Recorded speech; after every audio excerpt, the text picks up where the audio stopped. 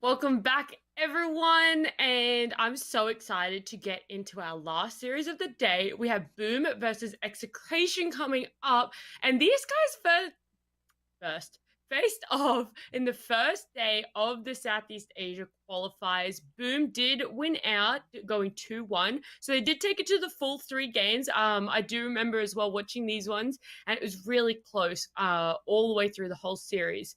But I want to know a little bit more about Boom from you, Black. What are some of your thoughts on it? And I give you some insight into their game style. Okay, Boom. They have a little bit of history, of course. Like, so in season 1, they removed Dreamocell for Drew, and then after season 1, they realized that was actually not that smart, and Dreamocell came back into the team, and ever since then, Oh, okay. yeah, they look pretty decent again since then. Not like top of SEA kind of level, but Yeah. like 3rd, 4th best team maybe. Probably more 4th best team. I forgot T1. They're not in the qualifier here, but of course they're the best team right now. So they're 4th best team, and they're a very farm-heavy team, I would say. Like Dreamocell loves to farm. He loves to play those hard carries, and they love to go late game. They pick Doom middle as well, off lane. They just like to scale into the late game, which apparently this meta and this qualifier is all about. Good. Yeah. That's a good way to approach the game right now. I think Makoto's the other player I have to highlight. This guy is insane. He'll play these like heroes that are gonna be diving behind your base. He played an Ember Spirit that was just like base diving while his teams were sieging buildings and stuff. He plays an amazing Wind Ranger. He's such a flashy player and definitely the kind of, for me, the guy to watch. I'll have to keep my eyes peeled then, and we'll see what sort of heroes he ends up on. But let's look at the other side here. Let's look at EXECRATION. Black, if you want to walk me through them a little bit as well. Yeah, EXECRATION. They have been a little bit of a dark horse in the 2nd season. They actually did quite well. Not as well as they had hoped, of course. They managed to stay in the league through a tiebreaker, I believe. No, actually, no, they were 5th. They were just a straight 5th, so that's why they stayed in the league. And they're a decent team, just not a team I would consider a top contender. But in this qualifier, they've honestly proven me quite wrong there, because they beat teams I didn't think they were capable of beating. and they did so multiple times. So obviously it can't just be luck, and they deserve to be here. The players are relatively unknown, and there isn't like too much info out there. They don't really have much LAN experience or anything like that. They're mostly like an online stack, but they're making it work so far. Yeah, I mean, just to correct you quickly, there they got third. Black. They were at the major. They were in the wild cards. Oh, they were actually. So, I thought it was Fnatic. Come on, Black. Fnatic missed out. Sorry, I'm get your shit together. Up in my head. No, I was like, you're saying I think season 1 they were very shaky, but season 2 they were good. Yeah. And even in those wild cards in Kiev, they didn't make it out of the wild cards, but they did all right. They won games. They won 4 games. They had 4 draws and a loss. So I mean, the wild cards. Now that you say it, it was actually absolutely brutal, right? yeah, There were so many top teams there. Secret, LGD. and they got draws against everybody, I think, except one team. I was just looking up who they drew against. They lost against Nigma, and every other team they got a draw against. Mm-hmm. So yeah, it was a good major showing for EXECRATION, even though they finished last with no points and no prize money. They were very competitive. Yeah, we see them in this qualifier. They took out Team SMG, which so many people put down as their favorites, just with some of the players that were on that team. And they ended up knocking them out of the qualifiers. So, it is clear that this team has taken a lot of people by surprise, but like you said, Black, it's not by luck in any way, shape, or form. Yeah. We are going to get into the draft here, and we see really standard. We've got that Timbersaw, Brood, Dragon Knight, Viper bands coming out. Then EXECRATION picking up the AA. Boom spending a little bit of time here. I am very surprised on their first pick. I'm surprised it's not something that's just going to be pulled out like the Nyx Assassin or the line that we've been seeing a lot of, or even Phoenix, right? Because so many, I guess, top tier supports left open here. Well, that's because it's AA. It's too good. I think they were caught a bit by surprise by the AA, maybe. They were perhaps expecting EXECRATION to first pick something else, but... Wait, guys. That means my statement about EXECRATION not being LAN veterans is completely wrong then. True. I apologize. Exactly. Sincerely, you guys are actual gods. Like, they actually have what... Do they have more LAN experience than Boom then? They do, right? Boom played at a minor or 2, maybe. They were at least at 1 minor, I remember. Right, so they're both no strangers to the competitiveness of the international field then. Yeah, perhaps. I think TA. Boom's maybe the team that's, they're the team that's kind of stuck together and been together a bit longer. Yeah. At least in terms of like team history, I feel like they have more experience than EXECRATION, who have cycled through players and had a few more roster changes over the recent years. For you though, like in this qualifier, who do you think has the edge? Like Boom looked a little bit more solid, personally. Personal opinion. Yeah, I agree. I think Boom has looked more solid and a bit more explosive. But EXECRATION, they've just been dark horse. They're just the team that keeps knocking out teams and winning when they're underdogs. Like against SMG, I think they were probably the underdogs. They knocked them out. And then against Neo, it's Reaper meme, right?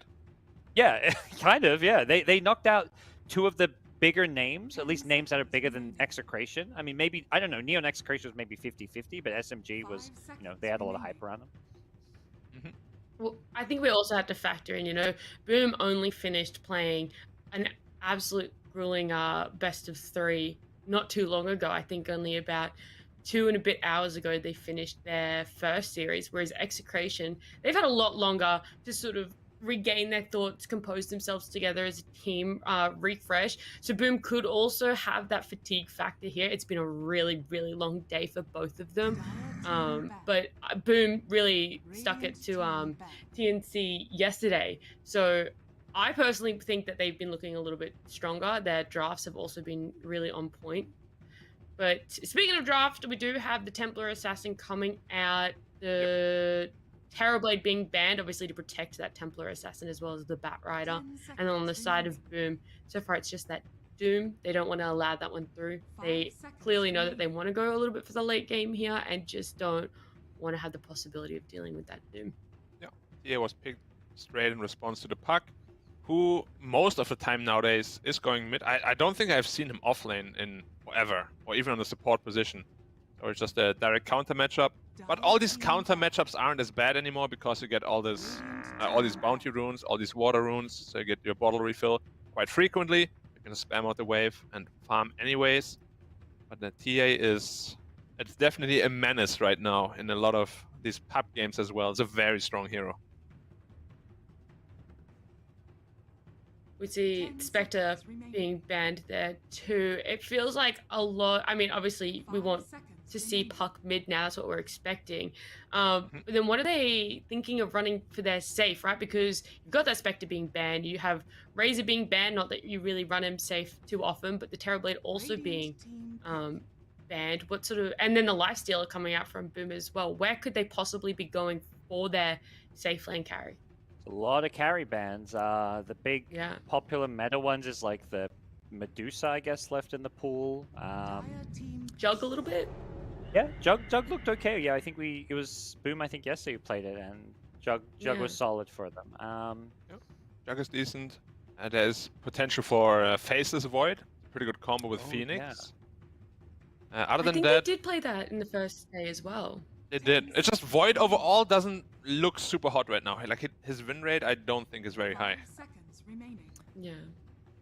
I know. Other than that, you could go back to Naga Siren again. You just really want to see the Naga. I do. Naga Phoenix also is a good combo, but nobody wants to pick Naga. The other hero who love to play is Ricky. They often run it mid, but they've done it carry as well. And against Mars, Ricky kind of at times was the kind of Mars counter. So I'm curious to see if that's something Boom consider. Yep, definitely a good hero, but it's a little bit risky if the puck is middle, because you don't have this winning condition that can push towers and scale into the late game. If it's the puck offlane though, then it's completely possible. And I could also put a middle then. Against the TA, a little bit rough probably. But the Mars getting through 2 phases of banning as well isn't a big surprise to me, because obviously they were focusing a lot more on the carries. But Mars is just so sought after for both teams that it feels like if you're not going to play it and you know that they play it quite well, you'd think it would be a little bit more of a high priority for a ban. But they let it through, and EXECRATION do pick it up. Then Boom are going to go with that Luna, which you were saying is a little bit underrated. So she's better than what people are saying she is. Yeah. Or underpicked at least. Like, I think people were picking Luna all the time and then kind of stopped picking her during these qualifiers a bit. But at least the other regions, I think, were picking a ton of Luna. But it's good to see teams go back to the Luna. Okay. So they have a Mars Mirana lane. It's a super strong lane, of course. One of the best in Dota. And they always run hide on Phoenix, right? Right? Or is it usually Kescute playing it? I believe, Kescute's the Tusk player and usually hide on Phoenix. Yeah. Okay. So we're expecting a Phoenix offlane then. And, I mean, Luna Tusk is a very strong lane. Tusk gets buffed up by the aura as well, of course. The Lucent Beam mini stun is very potent. So I think they should be able to fight back against this Mirana Mars lane quite okay. 10 seconds remaining. Are we looking for an offlane as the finalizing for Boom Esports? Yeah, unless they want to put the puck there, which is very uncommon, but not impossible, especially when you have a Tusk sort of frontline hero there. Definitely possible. What's the advantage to running the puck offlane, Gods? Just to avoid the TA matchup, if there's like a really good counter pick, they could run mid against the TA, but Bat Rider's been banned out. Here I know you've been waiting to see that. I know, and then they banned it on me. I don't think there's, it's more, you can pick something mid that's going to go more even with the TA.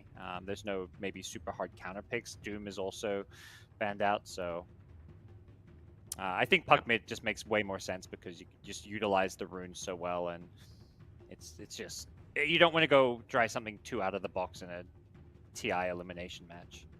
Yeah, and as we said, the matchup isn't that bad anymore. Like, it used to be much worse when there weren't as many runes. But now it's quite okay.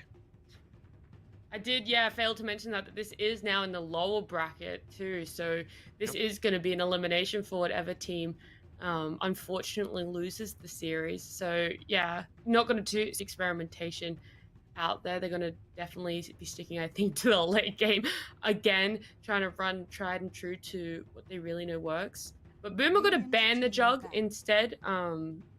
Clearly something that they're just not thinking about running. What is Jug a really good counter to that they might be trying to work up to here in their draft?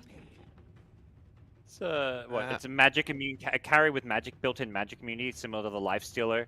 Ursa's kind of the same with the enrage. It's not life. It's you know, you have a lot of damage block where you can tank through the eclipse. You can also kill the egg with rage or blade fury, or Ursa is good at killing the egg as well. So I think that's kind of the main idea Boom has with banning these heroes. 5 seconds. Yeah, what are we thinking for the carry then? I thought about Drow Ranger, but potentially that leaves their backline pretty exposed.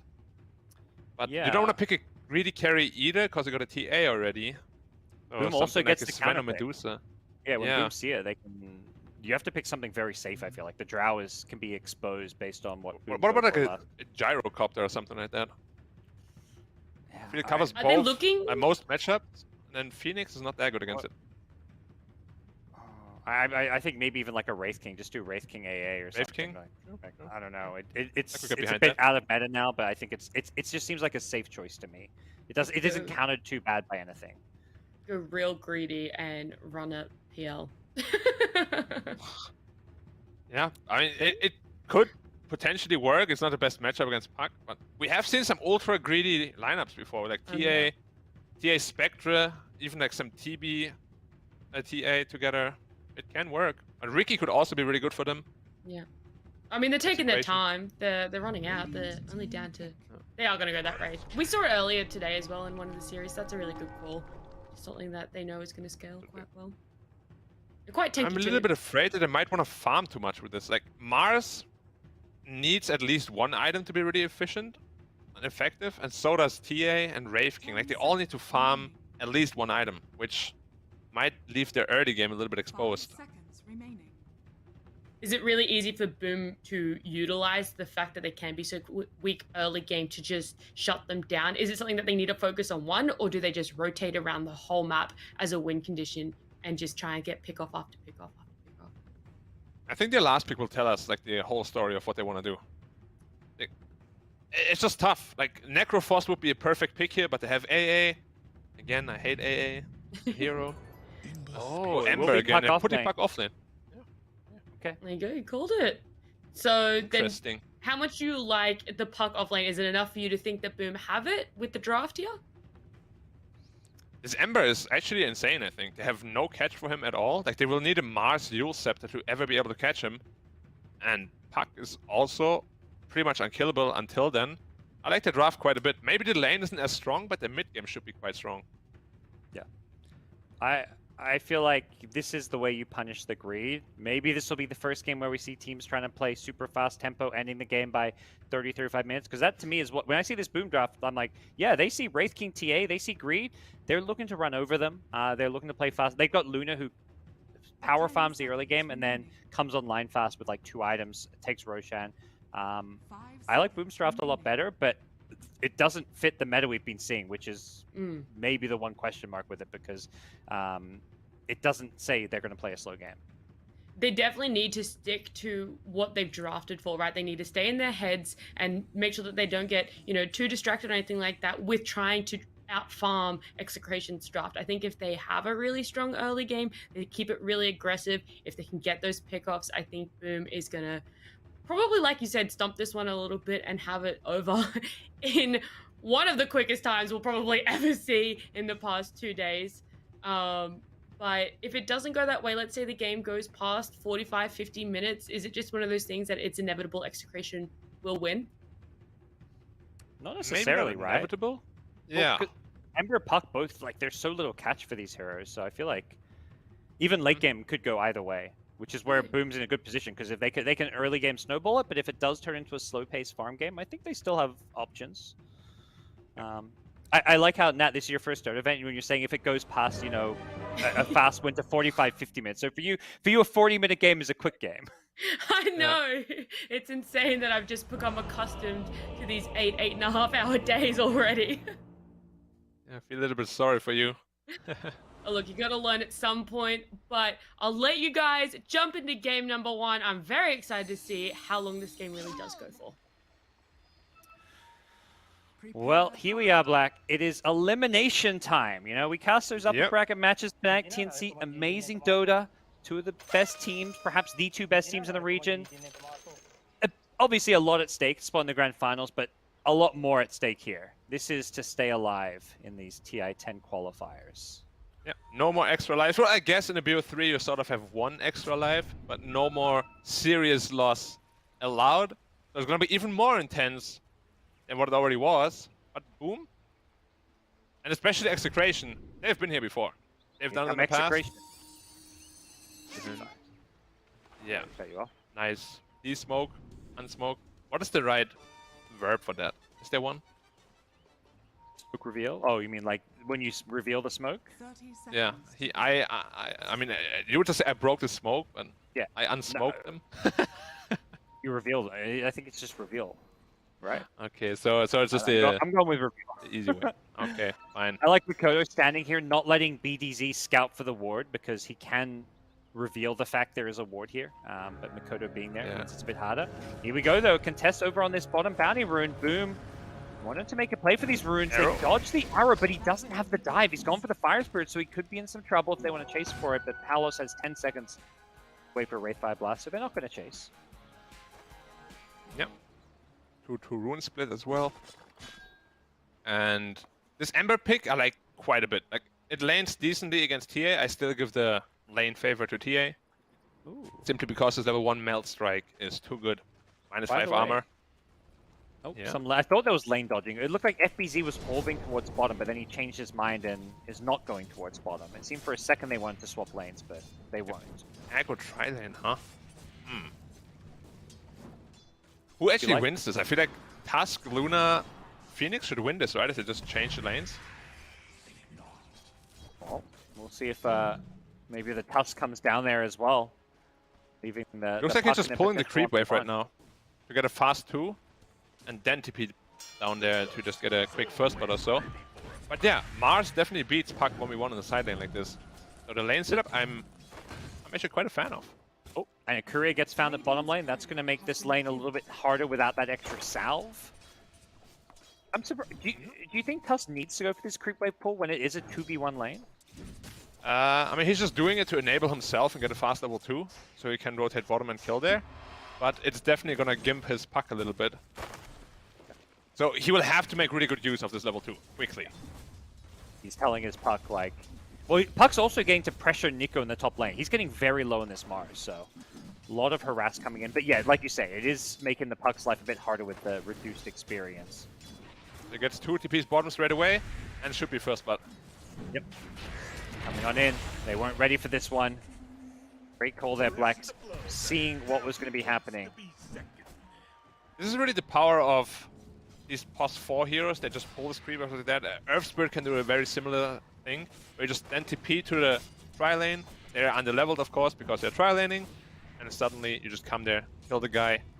And it could potentially just win them the lane. Yeah. And Mirana was arrowing the range creep out of range, giving Wraith King solo XP, but a level 2 Wraith King isn't a power spike at all. Like the Tusk getting an extra spell is a whole lot. Wraith King's not a hero that actually gets much stronger with these levels. Another tag team down bottom.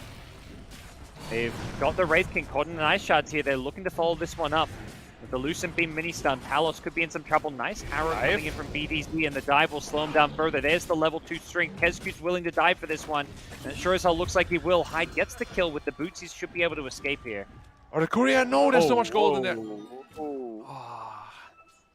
Unfortunately, was too focused on chasing, didn't micro the courier. Yeah, but a lot of solo experience here for the Luna under the tower. If Tusk wants to give it to him. Nah, he's like, nah, you don't need it. But he gives him a healing salve in exchange. He's a good merchant. Getting the trades. How is mid lane looking? Mikoto is actually owning quite hard. As I said, he drops very low. But Mikoto is also one of the strongest mid laners in all of Dota. He didn't really get a chance to shine yet, like on an international stage, but his mechanical skill is really good. I've said it, I think, on Twitter and stuff. Is like he's a player I'm surprised hasn't been picked up by like a international team yet or poached by someone. Boom has done a good job holding on to him because he is a star in the making, or really has been a star. I feel like.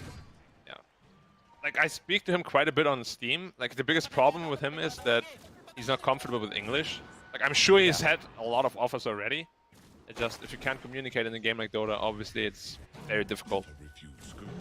I'm sure Indonesian Dota fans are grateful that he's here because he is a big part of why Boom's gone this far, as is the whole team. You know, FBZ's offlane has been really solid. Dreamercell being back on the team, they're looking like the Boom of old, where they have had some success in the past, but often the case with this team is they look good, but then something just goes wrong in those big clutch moments. They sometimes lose those crazy late games, so we'll see if they can change that story in these qualifiers. I think that's actually their biggest weakness. Like, even though they try to go for late game a lot, I think that's their biggest weakness, their late game. The mid game team fights are really, really good most of the time. Well, we'll see. I mean, this is a less late game oriented draft, so we'll see if they play accordingly. Obviously, right now, it's just the laning stage, so it's not like we're going to see exactly what they have in mind for their playstyle wise, but their draft does indicate they want to play points. Nix is there with a dive, the slow to help him out. Nice The arrow arrow. going to nicely land. BTZ, the courier comes in as well. They may lose another courier. BTZ trying to leap over and get it, but the Fire Spirit slow, not enough to keep the courier alive, and then also Luna and Mirana are going to die in the process. Yeah, I really feel like as though these courier kills kind of lost Boom the lane down there, or rather salvaged the lane for Execration. Because after that first blood, it did not look good for them. They managed to kill how many couriers now? Three? Yeah, Four? they was it 4? At I least think three. They killed the Phoenixes, that was bringing the salve at the start. They killed the Tuss on the tower, and then they just killed the Lunas, which was just gold, really. It didn't actually change the lane, but the salve at the start makes a big difference. And also, every just courier kill is also creep, right? Yeah, exactly. For these dire supports who aren't hitting creeps, they just get 3 free creep kills, basically. Yeah. Puck still holding his own on the top lane. He's actually TPing back to base, just 1 creep shy of level 6, so he can't really make a rotation happen just yet. And no boots either. But of course, he's a Puck, so he's just gonna be orbing back to lane. Alright.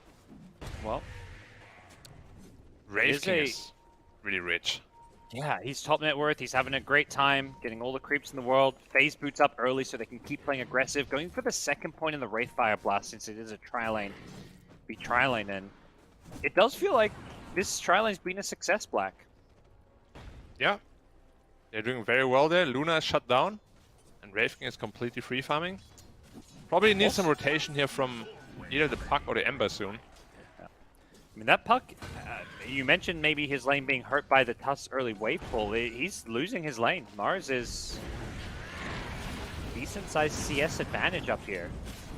Yeah. I mean, he basically started the lane with the whole creep advantage, right? Lane. Creep wave. Get the Wraith King. Nice initiation, but the counterplay could be there. They want this Luna, but he's got the stick charges as well as the raindrop, so it's not enough to keep him alive. And with the leap in, Mirana has an offensive urn charge, doing some good damage here, but no more leap charges for a couple of seconds means they can't chase. Yeah, feels like as though every time they get a kill, they need to dive really deep. They were tanking 2 creep waves and a couple of Wraith King skeletons, and just dealt way too much damage. Even more damage than the heroes, I think. I like this from Execration, the TA falling back to the jungle for a little bit just to get those neutral items. Makoto doing the same on his Ember, but those neutral items could make a difference, especially in like what seems to be this aggressive tri-lane versus tri-lane. It looks like it may change as finally there is going to be the first big rotation. It's not an offensive one, it's just Palos on the Wraith King saying, I'm going to come top to farm. But also maybe look to make a play. Nice spear into Arena. Nails the Puck, followed up by a Wraithfire Blast. Have they got the damage? It looks like it with Makoto rotating up here too, but FBZ, he barely gets away with the help of the bottle charges. They'll turn it around, they'll kill Nico and Palos. Palos dice No is really level bad. 6. Yep, he just TP'd up here, and they should be able to chase him down. Makoto was ready for this one with the Sunray to help do some damage here. Palos trying to get out of this one. Makoto's got no fire remnants, but Palos, I don't think he can really survive. They should be able to chase him with another orb. We'll find out soon enough. He's juking with the phase boots. Maybe he just lives. Wow. Wow, okay.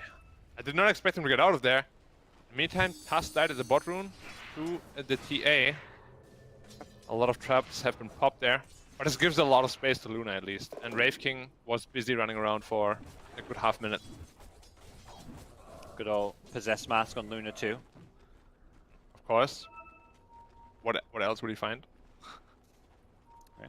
What else? Exactly. Yeah, there was a sick play by Mars actually. He speared first and then arena'd. Pretty rare play. Not a lot of people would feel comfortable doing it, I feel like. I thought Wraith King was just TPing up their farm, but the fact, yeah, they actually found a way to make a play. Didn't work on the puck, but it sure as hell looked pretty and was well executed. And was really close too. He had like what, 100 health? This freed up some of these lanes for some of these supports to try to get some experience. Phoenix taking over the mid lane, but Luna continuing to farm down bottom. Doesn't want to go jungle just yet. Has 3 points in the passive, but I guess because it was this tri lane, but probably looking for those glaives to be leveled up with just the 1 point in Lucent Beam. No point getting any kind of early eclipse. Yeah. He's going as greedy as you can, almost. He went boots before Mom, but he's going Mask of Madness straight away. To be able to farm the jungle efficiently. And get ahead of this Wraith King, potentially. Yeah, that's one advantage this Luna will have over the Wraith King, is that farming speed, but not over the TA. Looking at this TA, 5k net worth sitting on top. And yeah, that's, you know, that's just TA things, I guess. You can't really do much about that. TA with full access to the jungle, and because of this tri-lane versus tri-lane, none of these Radiant heroes have been able to really move off the map to block the Ancients or contest the TA farming. Yeah. Interesting skill build too from the TA. Usually we see only one level in Melt, but he's maxing it before the Psyblade. He gets a lot of attack range, of course, from the Talent as well as Dragonlance. It's pretty unusual. I guess the Psyblade scaling, like it goes up only by 50 range each level, so maybe just feeling like the way it scales is not quite as value. He has a DD as well. One spear is gonna net a kill here. The Meld is also nice for farming those Ancients. This is a kind of power farming tool. They're patiently waiting. It is just a Tusk. Level 6 already on the support Tusk. Good place to be as they are looking to trade these offlane towers. Tusk is trying to TP out, recognizing this is not a safe place to be. Yeah, he's out of here. Towards mid. They pressure mid. No one's here right now to defend this one, and they have got a Supernova to fight around. Nico has a TP though on this. It's actually smoking him from behind, yeah. I think, boom, as soon as they lose bottom, they recognize it's no longer safe, so playing the caution game, and they're going to fall back. Luna doing Luna things, farming the triangle, but where EXECRATION going to go with this smoke? Doesn't look like they want to be too aggressive. They are just looking to clear out their own jungle. They scan the high ground, allowing Nico to walk up. He's going to be fishing for somebody, but there is a ward. He's going to get spotted. I believe the ward should... Oh, maybe he's just out of range here. FBZ's going to be careful. Makoto too. These heroes both have escaped. Jaunt away from FBZ, so that's where they were able to stay. That's what we spoke about. It was so hard to catch them pre-Yule Scepter from the Mars. It's just like a random arrow really that can kill them. It'll be a tough ask, but so far they have gotten away with the greed pretty well. Okay, ahead. Are you surprised they didn't pick some kind of more like, you know, Lion-type reliable lockdown? It was a first-pick puck after all. Yeah. I mean, it has been all about stuns basically, right? And being able to lock heroes down. Why Lion is so popular. And they didn't pick any of it here. Would have loved to see a Lion. What did they pick instead? AA, right? And then the Mirana. They picked AA before they saw anything, so... Yeah, I know, that was first pick, but the Mirana was the questionable one. Maybe Lion was banned, I can't recall those. I think most of the second phase bans were on carries, but there may have been a Lion ban. Yeah, potentially. Also don't quite remember. Boom, smoking up, looking to make their own play. Luna, of course, is going to sit back, farm the jungle, has the max out Moonglaves and Luna Blessing now. It's level 10, still no points in the Eclipse. Okay, there we go, gets the first point in the Eclipse. Is it worth it though? Without Beam? I think so. I thought he was going to get his his talent or something, get the 15 attack speed going. Yeah. I mean, now every Eclipse Beam is 75 damage. It's very painful. He'll start leveling the Lucent Beam now, because I think he will want to... He's going to want a team fight soon. I think Boom are feeling like their draft, it comes online around that 20-minute mark with, you know, Luna having Manta plus, I guess, okay, goes to Dragonlance in there as well, but like Dragonlance, Manta, BKB, that's when they want to have an Aegis and be going high ground. Oh yeah, certainly. The draft has a really good power spec at the time. And it's always very scary to go late game against an A. Because the Satanic just is worthless, it doesn't do anything against the hero. Big smoke up, 3 heroes. Mars, no blink dagger or anything, so this is, again, Puck, they can't kill him. They're looking at mid lane. Saw the Puck TP mid and cancel those, so perhaps they're making this play because they know a TP is on cooldown, which is, you know, potentially important. Or they're actually going back to the jungle looking for the Luna, but they're going Wrong direction. Yeah. Dire's top tower They is guess under wrong, but they attack. have an idea maybe where FBZ is. They are pinging him. Can they get... Oh, dodges the spear. Is there any follow-ups done? Not really, unless they hit a miracle arrow. FBZ jaunts away. He's... Okay, BTZ goes for the courier instead. Easily shot. A pretty good courier kill. Was a TP on it. Now he doesn't have one. He's probably just gonna go back to base. But yeah, it's just almost impossible. Like, Puck is always gonna react to those spears. Just too slow. Not a whole lot you can do about it. But the Yule Scepter is going to be the item. Nico looks to rush here. Yeah. Looks The like Wraith Ember is King. going first item BKB. Okay. Alon played very aggressive. What do you make of the Wraith King build? We're not seeing any of that kind of old school Radiance type build. Armlet Blink is what's queued up. Yeah. I think that's only because he's playing with a TA in his team. And you don't... Like, you already have a really greedy draft. You don't want to itemize in a greedy way. Too, because then after that, suddenly you just have no chance of team fighting at all. So I like this quite a bit. And this is usually the other build that we see, right? It's either this or the Radiance build.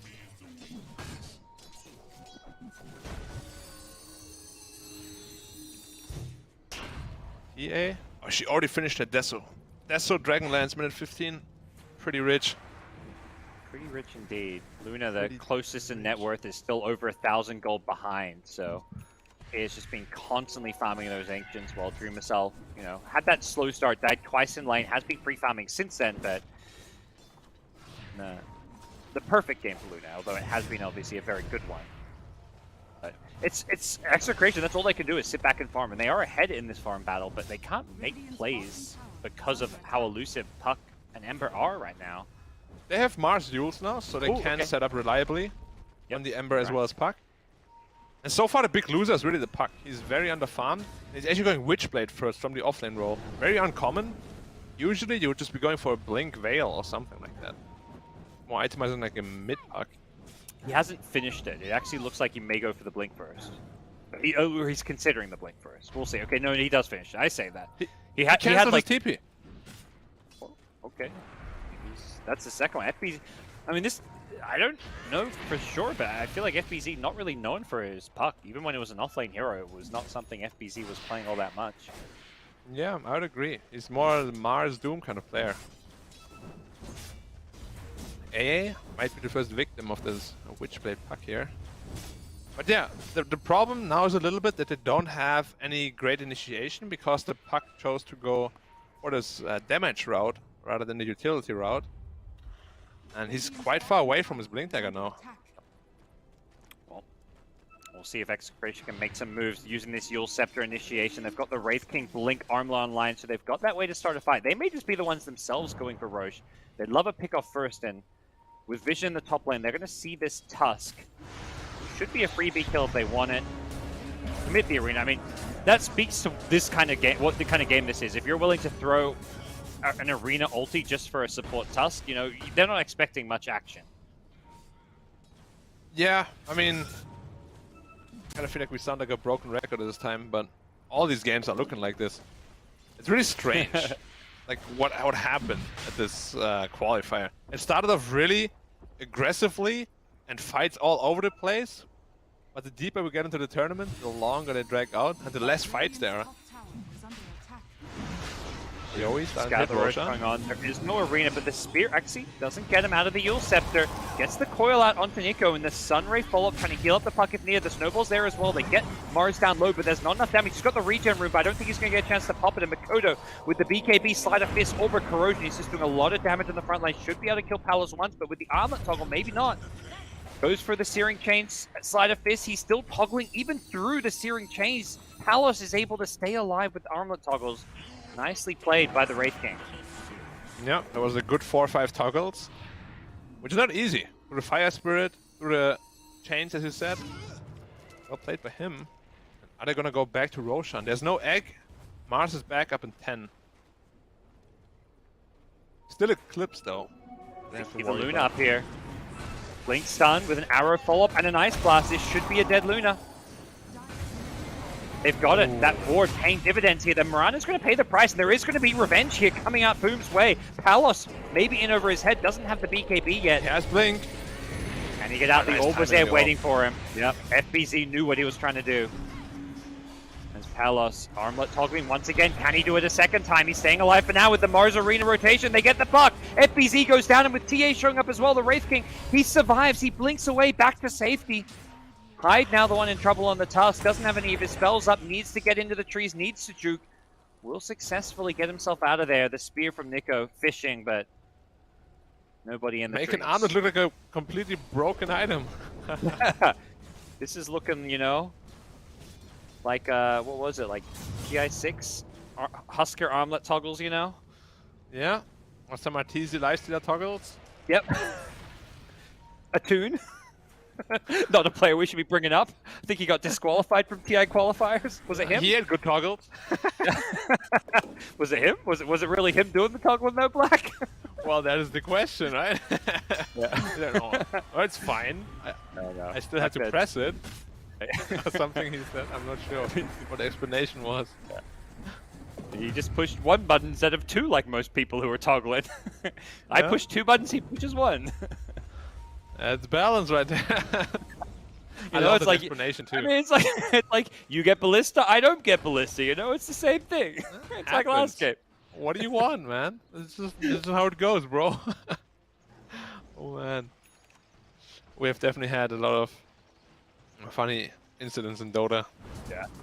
And the Over funniest the years. explanations of why it happened. I still remember there was a Meepo scripted too, and he was like, I didn't know it's not allowed. What do you mean? It was definitely kind of like the Wild West days where, you know, some of that stuff was not. I mean, it wasn't written in rules, but it's like, you have like unspoken rules. Yeah. Players Everybody respects. mostly know. Arrow set up with the Yule scepter down bottom. The Marana going for a Yule's as well, but he gets. You got clipped by the. Wow. Clipped by the blast. The ice blast flying over. I love this from the Marana. We haven't seen really any Yule's Marana in a long time. This used to be the go-to first item on Marana, but this is a game where you need that setup, and BDZ recognizes it. Very So you smart didn't heads-up play. BKB? You can definitely BKB out of that. Dire structures are fortified. I guess he wasn't maybe expecting to die there. He wanted to hold on to it. Yeah. Maybe didn't expect the Wraith King follow up there. Is under attack. They're keeping in, they're looking to punish this Wraith King perhaps. His BKB's coming out on the career, but it's not here yet. Can they Armlet though. get in here fast enough? Yeah, the armlet, it's a better BKB. They jump in with the coil. He breaks the coil now. Is With it the alive? 4-star. That's his first life. Can they kill him a second time? The career's going to be here soon, and Wraith King's just going to look to turn and fight with the Supernova. The arrow going to come out onto Hyde. He goes down on the Wraith King. He's back to the high ground. He's back to safety. Last. And look to turn and fight. Oh, the career died! They lost the Oh, BKB. The And puck the snapped blast his hit him career. right in the forehead. But EXECRATION still the high ground advantage. They're still jumping and look to fight. Even Wraith King, he just gets instantly It's not silenced. BKB. The stun rate damage doing too much here as well. Palos, can he get back to safety? The Ember Spirit zipping in, zipping out. Ogling. Makoto's going to BKB. He needs to get him Ogling. through the BKB. Toggle back. Nope, no toggles this time. Makoto gets the kill. And they also got the Mars as well. On the run is RR, whose Moonlight Shadow is going to be protecting him. Marana helping bail them out a little bit there. They knew he had no BKB, but they still chose to commit. The Eclipse absolutely shredded him. Oof. That. Hey, very big overcommitment there. That was Did you see not how the necessary. career got sniped? Was it this micro? Because I saw that it said the puck killed it, but puck was like at the tower. I did not see actually. Yeah, it's a very big pickoff, which leads to the teamfight victory there. Makoto having a good game so far in this Ember Spirit. BDZ blinking and looking for a Yules, but it's caught by a puck coil. There's going to be a nice arena set. The Sunray falling up. Puck gets off the jaunt though with the snowball save. Hyde helping bail his puck out, who orbs to the low ground. And now Hyde has set his team up for success with a Marana kill and the save on the puck. He does die in the process as Palos shows up looking for revenge, takes out the Luna. And it's actually EXECRATION who bounced back. That Luna with Mom activated and Melt Strike from the TA, Oh. who also had a DD. He just got imploded. Now TA going to be able to take out this T1 mid tower possible. Deny? Deny it? No. Go on. Team's middle Or I was like, okay. I'm a support, I'll take it. bottom tower is under attack. One of the rare occasions where support takes the tower. Well, Yeah, he has to be a little more careful here on Dream or Cell until he gets his BKB. He's very squishy, especially when he uses Mom. Dire's middle tower has been denied. Level 2 egg online already though from the Phoenix. Pretty high level. Yeah. And I guess the one downside of the Yule's Mirana build is that you aren't as good at killing this egg. It's not like that Treads BKB build we've been seeing, so egg could They be have pretty no good egg effective kill this game. actually. Yeah. TA potentially, like you're definitely gonna outrange it, but if you're busy hitting the egg, it means you'll probably lose the team fight anyways. Oh, The nice. phase shift onto the spear. Did he mistime it or Um, must have? It's not super Puck was easy. just standing on top of him, yeah. I guess he just didn't get... So you can always get that spear out of the Yules if you time it perfectly? Every time. Yeah. Because there's like this Oh! 0. He gets it! You He speared starts him. FBZ! As he was TPing, he's still probably going to live here, but Arrow going to scout him out, doesn't hit him. FBZ has it. Another spear, or- 3. I don't think you can actually get Here? this puck. We're going to find out. He's still juking. The trees have been cut down here. But yeah, I think you're just wasting your time trying to kill this puck. It was nice. It does stop Boom. Maybe they were looking for like a smoke play, so without the puck, they are going to be forced to... Puck has to walk back to base to get mana now. Yeah, potentially. Pretty interesting play. Plays all around really. Like they thought he was stuck around and he did. As the TP's out, he catches him. Yoey finished his BKB and his Hurricane Pike also. He's very, very rich. Has the growth Luna bow, needs which BKB. is- Yeah, the growth bow is nice for killing the egg and as well as extra attack range, so... Or they scout the Luna with the trap. Ping him out immediately. They're gonna make a move. Pre-BKB, but looks like that just gives them the confidence perhaps to take over this bottom side of the map. They want this tier 2 tower so they can get the outpost, I imagine. Yeah, and they have Wraith King Skeletons to do the job for them, so it should go down momentarily. Surprisingly, Luna looking? neither team's actually taken Roche yet. Wait, Luna's tipping down it? No way. Yeah, cancel that. Oh, Radiant's bottom tower has fallen. I got a little bit scared there. your inner character, suddenly you're living vicariously through this Luna saying, no, don't do this. Bottom tower is under This is attack. how you throw game 1. Oh no, yeah. This is a TI qualifier. You can't allow yourself to do this kind of stuff. Under attack. BKB is now online though, so he's gonna be very strong. Still has to be a little bit careful though. Like when Mom is activated and Melt Strike is on, he is gonna go into Yeah. the single-digit armor. This TA does not care about the BKB.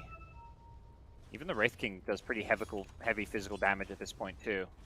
He's going AC, so even more minus armor. Hello? Kind of looking around. Are they going to look to break? They can throw out the puck. Dream Coil. Onto 2 here. Mirana just trying to stay on the edge. Accidentally breaks it perhaps. Hyde follows up with a Walrus Punch. That's going to bring down the Mirana. Meanwhile, on the backline, Nico throws out the More arena, damage! but Hodo gets the BKB off and managing to juke them with the Fire Ice Remnant. Blast! Needs to dodge this one. Doesn't get caught by it, and it's Palos being kited by the Searing Chain. Duracell just going to loosen beam to zone him away. It was a very good coil break by the Yule Scepter from Nico. Alright, they need some neutralize. I see this Ember with an Ocean Heart at 27 minutes. That's got to change. What do they have?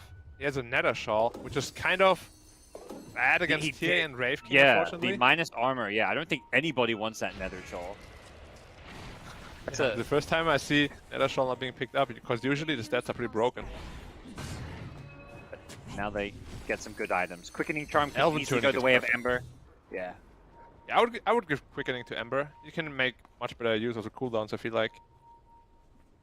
They'll get some more items. We'll see what comes their way as Execration make an aggressive play towards top, but not able to connect on anything. Trying to take advantage of those BKB cooldowns, but not achieving it. Boom, all itemizing, getting like plate mails. Makoto's got a Shiva's Guard queued up to go with that plate mail, so I imagine Luna's going to go very stat heavy to kind of try and protect herself with additional armor. Has the Skadi queued up, so they know what to go. Tusk has taken the Paladin Sword. I've not seen that, like, ever. Just holding it for Luna, right? No, actually, Luna wants the evasion, it seems. Yeah. I thought Ember might want to have the Paladin Sword, though. It's way better than the Ocean Heart. Yeah, is Tusk just going for the plus 20 damage? I guess. He heals a little bit more from Wand. Gets the Dream Coil out. Snowball is there as well as a blink away. They're just trying to disengage on the Boom side. And Shard's just going to perhaps block some of the supporting casts from helping out Palos, who is kind of burning low, does have the BKB that he's holding on to. Meanwhile, the Mars has to get back to safety. Doesn't want to throw out his BKB preemptively. RR has a salve from the shovel.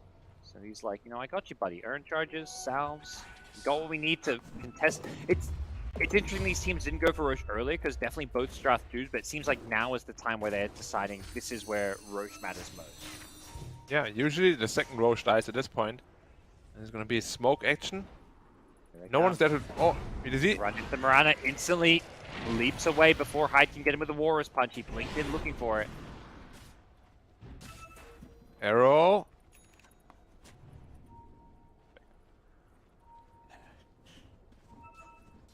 Nah, you're not just going to be hitting Roshan, right? They are. They are.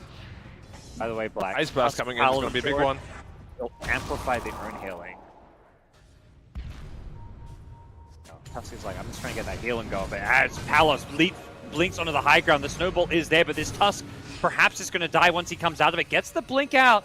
He's still alive with the help of the spider legs. Palos committed his BKB for this one, and Mikoto, is there a follow-up stun? He gets caught by a Yule Scepter, but he gets the Slider Fist off before the spear can hit him. Mikoto back to safety, using that Pupil's Gift to give him some extra strength. FBZ. Yeah, Luna is feeling very strong. Is BKB still online? He's the only one that has BKB available right now, and TA. They may just go into the Roshan pit with that. Now. Well, these heroes on the dire side are low mana. AA TP's back to base to get the mana for the Ice Blast. Is throwing it from the base. Arrow gonna go flying through. Doesn't clip anything. Ice Blast is... Now they know it's on cooldown, but it did clip the Luna, so... Dreamer Cell's like, nope, get me out of there. Ice Blast is just such a nasty effect. Like, it's definitely top 2, I think, in... Oh my god, I hate seeing that on myself. The other one would probably be Hex. Or maybe Shadow Demon Purge. Be annoying too. No. Both teams continue the standoff around the Roshan pit. Ember is able to go and push out and defend bottom lane because of the remnants, so... Roche dying fast. Into the pit, yeah, with this TA. They've got their BKBs back up on the execration side. They need to get back over here, the Ember. What's the playing call going to be? They've got Dream Missile in the mid lane. They may just be giving up this Roshan. They've got to get in there. No way. They scouted out. They hit him with the Fire Spirit. That's going to slow this down a little bit. And Mikoto is back now. Roshan very low, so they've gotten here at the right time to perhaps steal Roshan if they win this fight. Blink it from Palace. He goes in looking for the Luna. They spear to pull off the stun. The Ice Blast is going to clip him. That's a big Ice Blast. The Phoenix now in trouble as well. Gets blown up. Does it buyback. We'll have to commit it immediately. But Boom maybe going to have to wait out this Ice Blast before the Luna's ready to fight.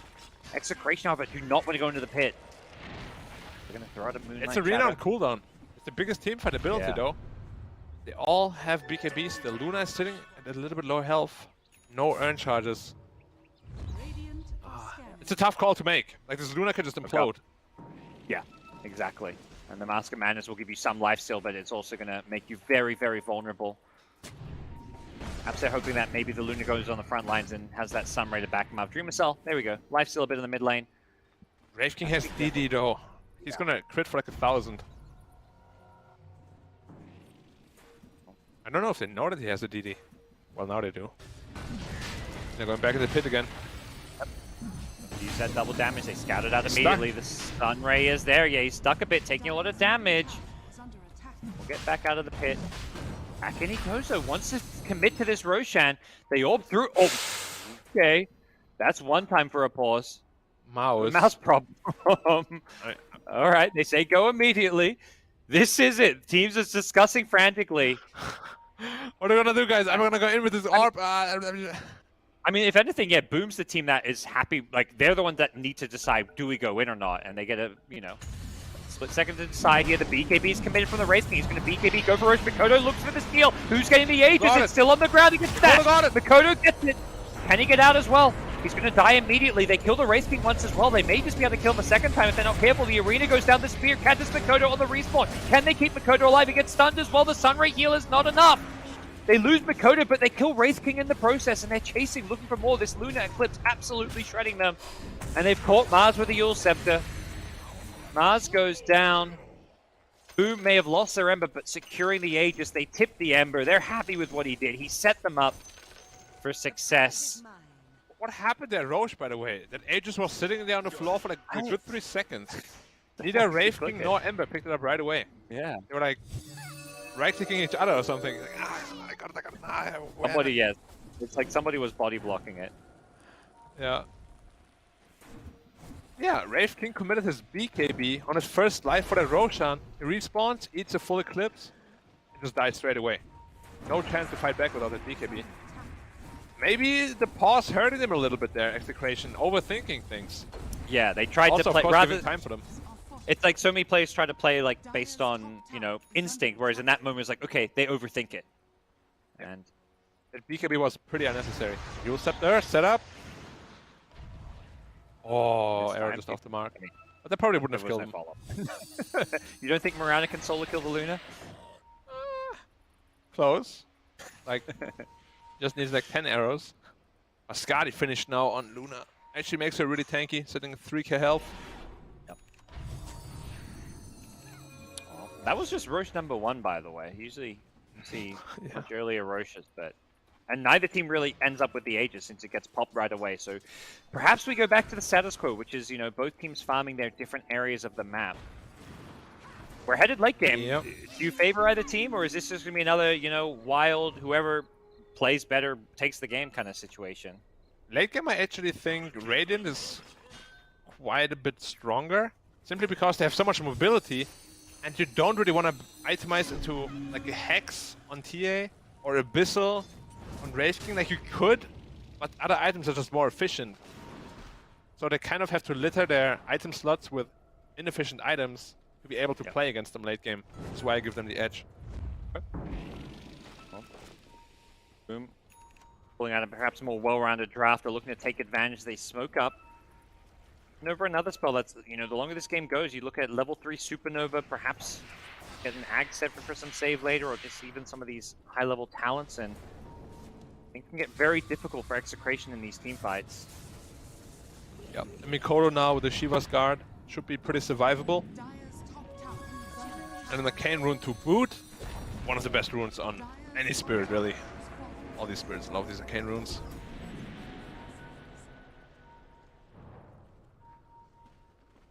Vengeful Spirit, But yeah, likes the Arcane as you Ring. said, we're... Dire's top tower. Do we have the Vengeful Spirit? Is that dead here? Oh, hold that thought. Spear in the mid lane. They get Makoto, but the arrow follow-up comes a little bit too late to chain stun him.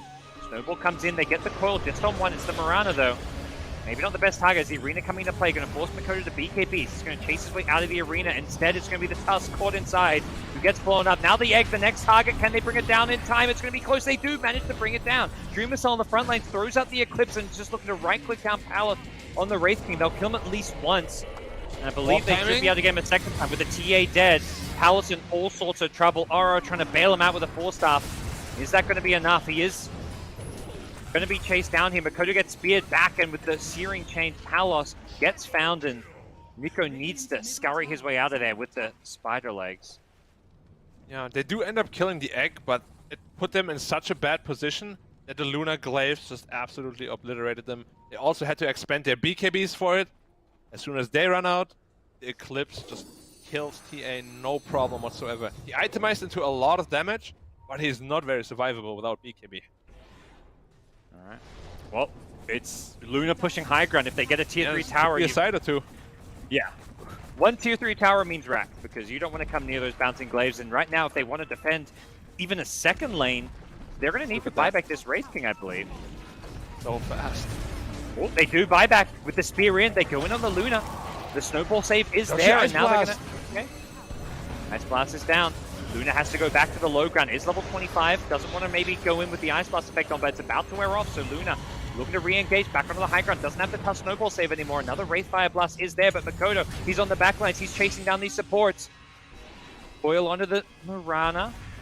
Not the coil perhaps FBZ was looking for, but the Luna just going to look to finish off the racks. Goes for the BKB TP out as the Wraith King reincarnation is popped. Makoto left alone. Does he have the tools to escape this one? Answer is no. Gets brought down. Left alone, they get the racks.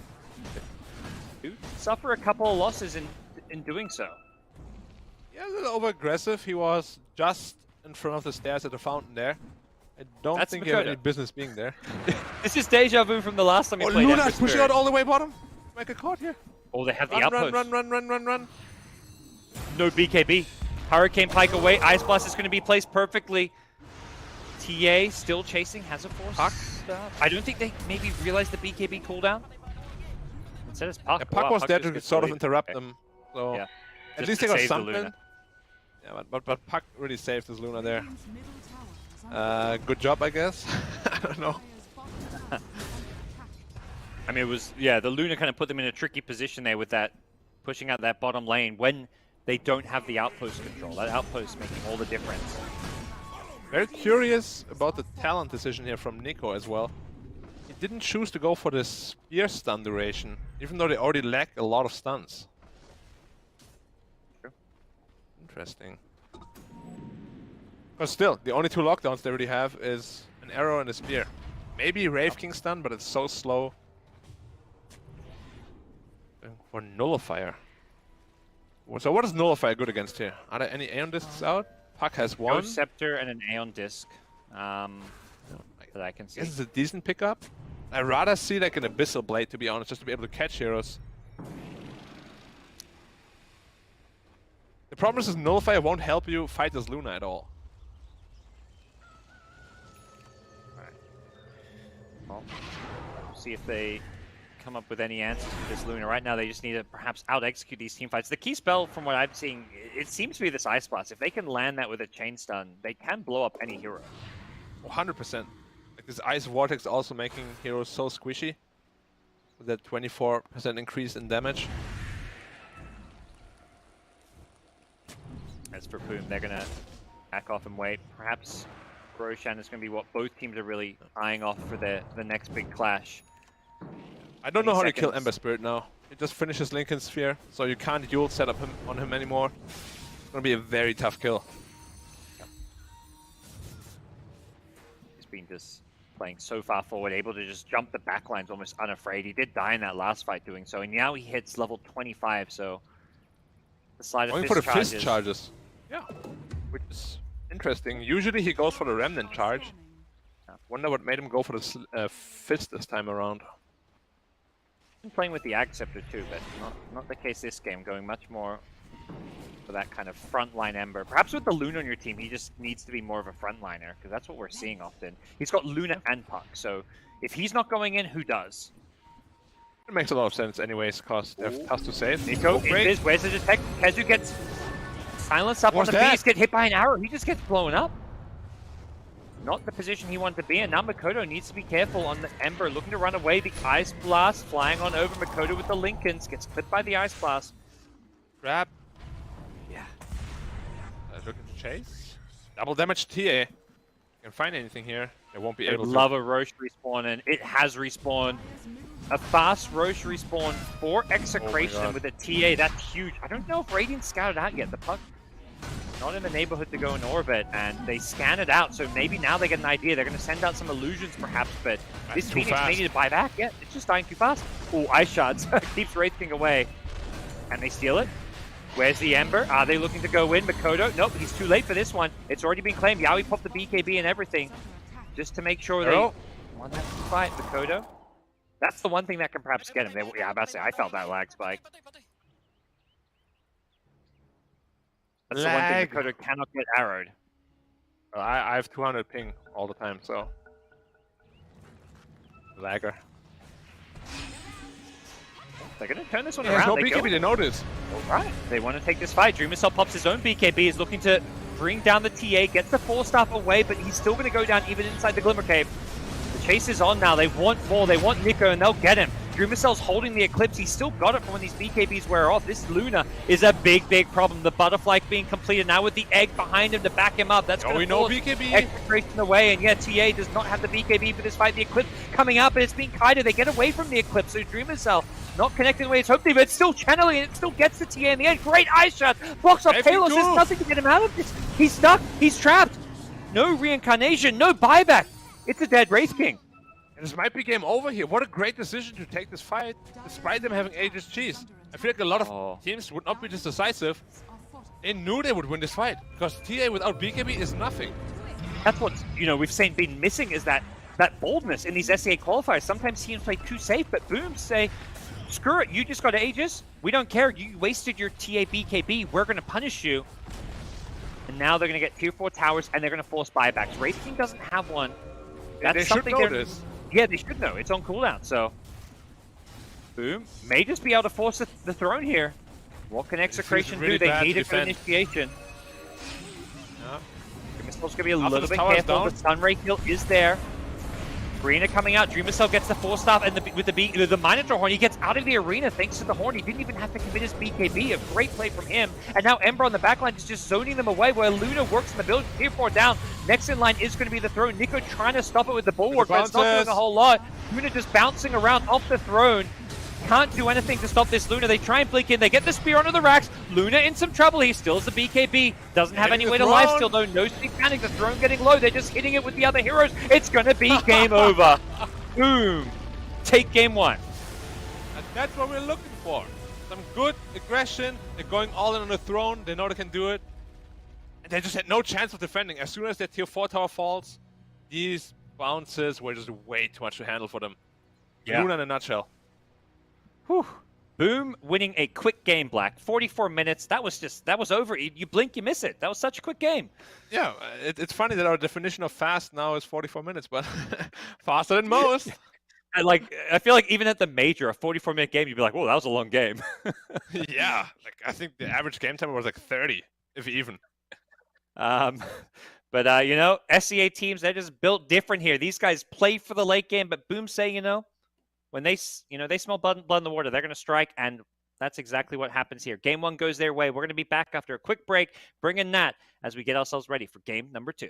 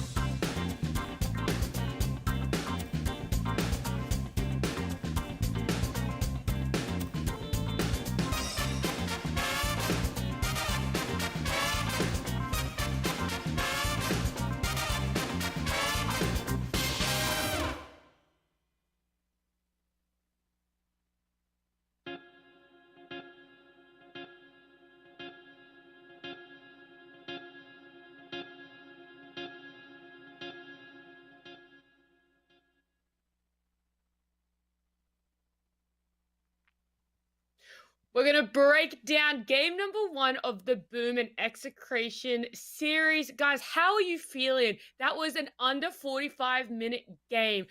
Black, I feel like you've got to be absolutely relieved. You're like, less than an hour. I love it. I feel refreshed. I drank some water.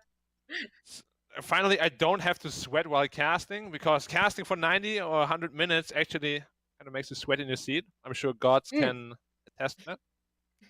It's a workout at times, yeah. I honestly don't know how you guys do the ones that last over an hour, but I want to talk about how it was so quick. You know, why was it possible for Boom to play so aggressively, but also have it pay off and get that win so quickly? I don't know. Dota just seemed bugged. Like, I didn't know you could hit buildings before 60 minutes. No, but in all honesty, like, they were very decisive this time around. I like that a lot. Like, their decision making was like split second decision making. TA no BKB, let's go fight. Even though they have Aegis, we don't care. We know we're gonna win this fight. And this is a decisiveness we haven't really seen, not only from Boom, but no team really showed it here so far, other than maybe Fnatic and TNC, which is also why they're considered the top 2 right now. Well played by Boom. Yeah, and I think it's a bit of. Oh, I was going to say, I think it's a bit of the Makoto effect where this guy wants to play that aggressive, and when you give him a last pick like Ember Spirit in a game with no stuns, he's going to be able to pop off. He's going to be running around the map left, right, and center. I forgot what I was going to say before I let you speak, Gods. You know, you didn't cut me off. I let you speak. Okay. I think it was just something about the fact that, you know, EXECRATION couldn't really keep up. I want to know if that was like a draft thing, or was it just they weren't executing and not matching the tempo as much? Like, they didn't really pick a carry that offers any sort of disable. Sure, you have a Wraith King stun, but it's like a 1 second stun. It's not really that good. Like, if you pick a Mirana and AA, your cores need to make up for the stuns. TA doesn't do that. Wraith King doesn't do that. Mars has like one unreliable stun, but I would have much rather like to see something like a Faceless Void, something that can set up for your TA to actually be successful, because in essence, these two heroes do the same thing. They right-click you. All right, well, picture this. Your team EXECRATION, right? You guys have a little bit of a break before we get back into game number 2.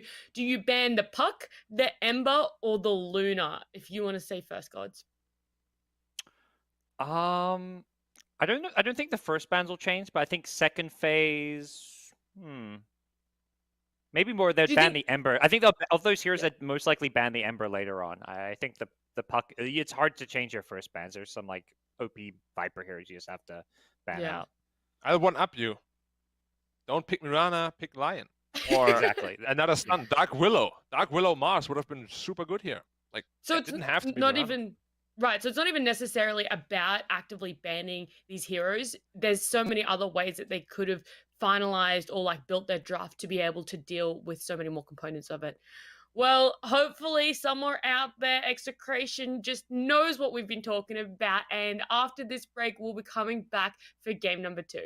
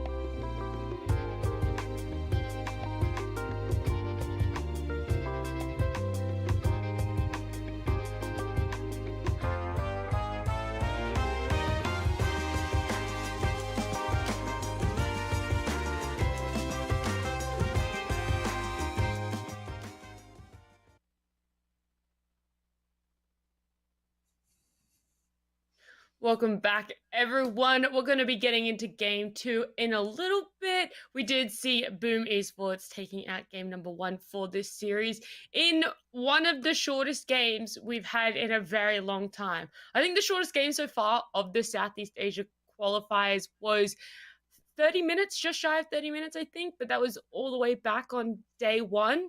And ever since then, most games have been going about 50 to 60 plus minutes. But I want to know, Black, before we get into this game, I liked your idea about the neutral items, you know, that you get these tokens and you get to exchange them for something that you want. Takes a little bit of the luck out of it. So how else, what other brainstorming have you done to try and balance out some aspects of Dota? I mean, if you're just asking me a broad question like this, I could be sitting here for days because I'm thinking so much. Yeah, okay. You go ahead. Ask me anything. I'll shave it down a little bit. I'll make it more specific. How do we change Dota so most games can't really go past 60 minutes? Now, that's funny because like a year ago, before this patch, or before like the big 7, what is it? 2.9 now? Yep. Yeah. Like all these towers Were dealt less melted. damage, had less attack speed, had less armor, less health, less everything, and people complained, the games are too quick. We need longer games. We need longer games. And now we're getting longer games. It's like the opposite. So maybe they're gonna revert some of these changes. But it's really hard to push high ground. The tower has 2.5k health, a ton of armor, this multi-shot when you activate Glyph. It's very tough to breach base right now. Okay, so you think a few changes maybe need to happen to some of the high ground buildings? Potentially, or you could maybe add some offensive items. I mean, you have Meteor Hammer, but it's kind of out of meta after the nerfs. Maybe just add like another one that like poisons the tower or something like that, like a mini Viper. That would be interesting. A way to be able to poison a tower. I kind of like your thinking. They might have to get you on the dev team for Dota soon enough. It had me in Dota 1, not in Dota 2 now. Well, that's what they're missing. That's exactly. Why do you think Dota 2 became what it is? Because of the Dota 1 balance, where I was part of. Get me, Ice Rock. He's working a show trying to get another job at the moment. But what about you, Gods? Do you have any ideas to try and hasten some games up? Some comeback mechanics, actually. I want to ask you a different question. Oh. Do you think there's a way to be able to introduce more comeback mechanic in Dota?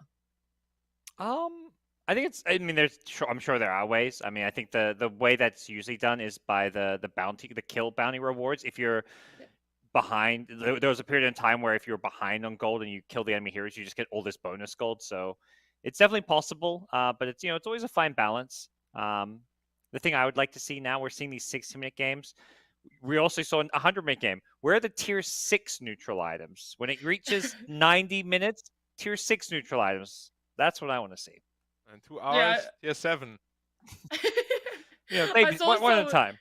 I saw someone on Twitter, I think. I don't know who it was, but if they're in chat or whatever, they can claim credit for this one. But someone's like, they need to introduce tier 6 items, but only for Southeast Asia Dota. Just one region of Dota. No one else needs them. I thought that was quite great. But we are jumping into draft now. We should get back on topic, start looking at these teams again. And one thing I do notice is this Nyx assassin. I feel like Black's having a little bit of PTSD over there in the middle of us, paired with the Leshrac as well. And then on the Boom side. We see this combo a lot to start off with because Nyx covers a lot of bad matchups for Leshrac in the mid lane. And of course, Nyx also counters the Leshrac. So it makes perfect sense to pick up both together. And against Phoenix, it's pretty good too. You can cancel the Sunray. It's just an annoying hero. It's so annoying. What do you think needs to come from Boom to try and keep that aggression? And do you think they're going to stay on top of that early aggression? Gods is the early game specialist, so. Yeah, you're the guy who does the 60+ minutes, Black. It really comes down to which cores are still in the pool. If they can get something like the Luna that comes online with a couple of items, or if they're end up playing like a Terrorblade that maybe needs a few more items. So we'll have to wait and see what's left in the pool based on these bans. I think already Boom have a pretty solid support duo, but EXECRATION, you can already tell what the team chat was. It was very much just like, guys, pick more stuns. Okay, let's pick Nyx. Okay, good. And here we are. Like, Gotta say, I like the draft way better than last game already. Like, That was now the you got adjustment. good ways to set up. Good. Yeah. First pick Yeah, I AA was not the plan. I think the AA was good. I think it was just the second support that they ended up picking up. Just True. yeah, the AA definitely I think really helped them to stay in the game as much as they did for game one.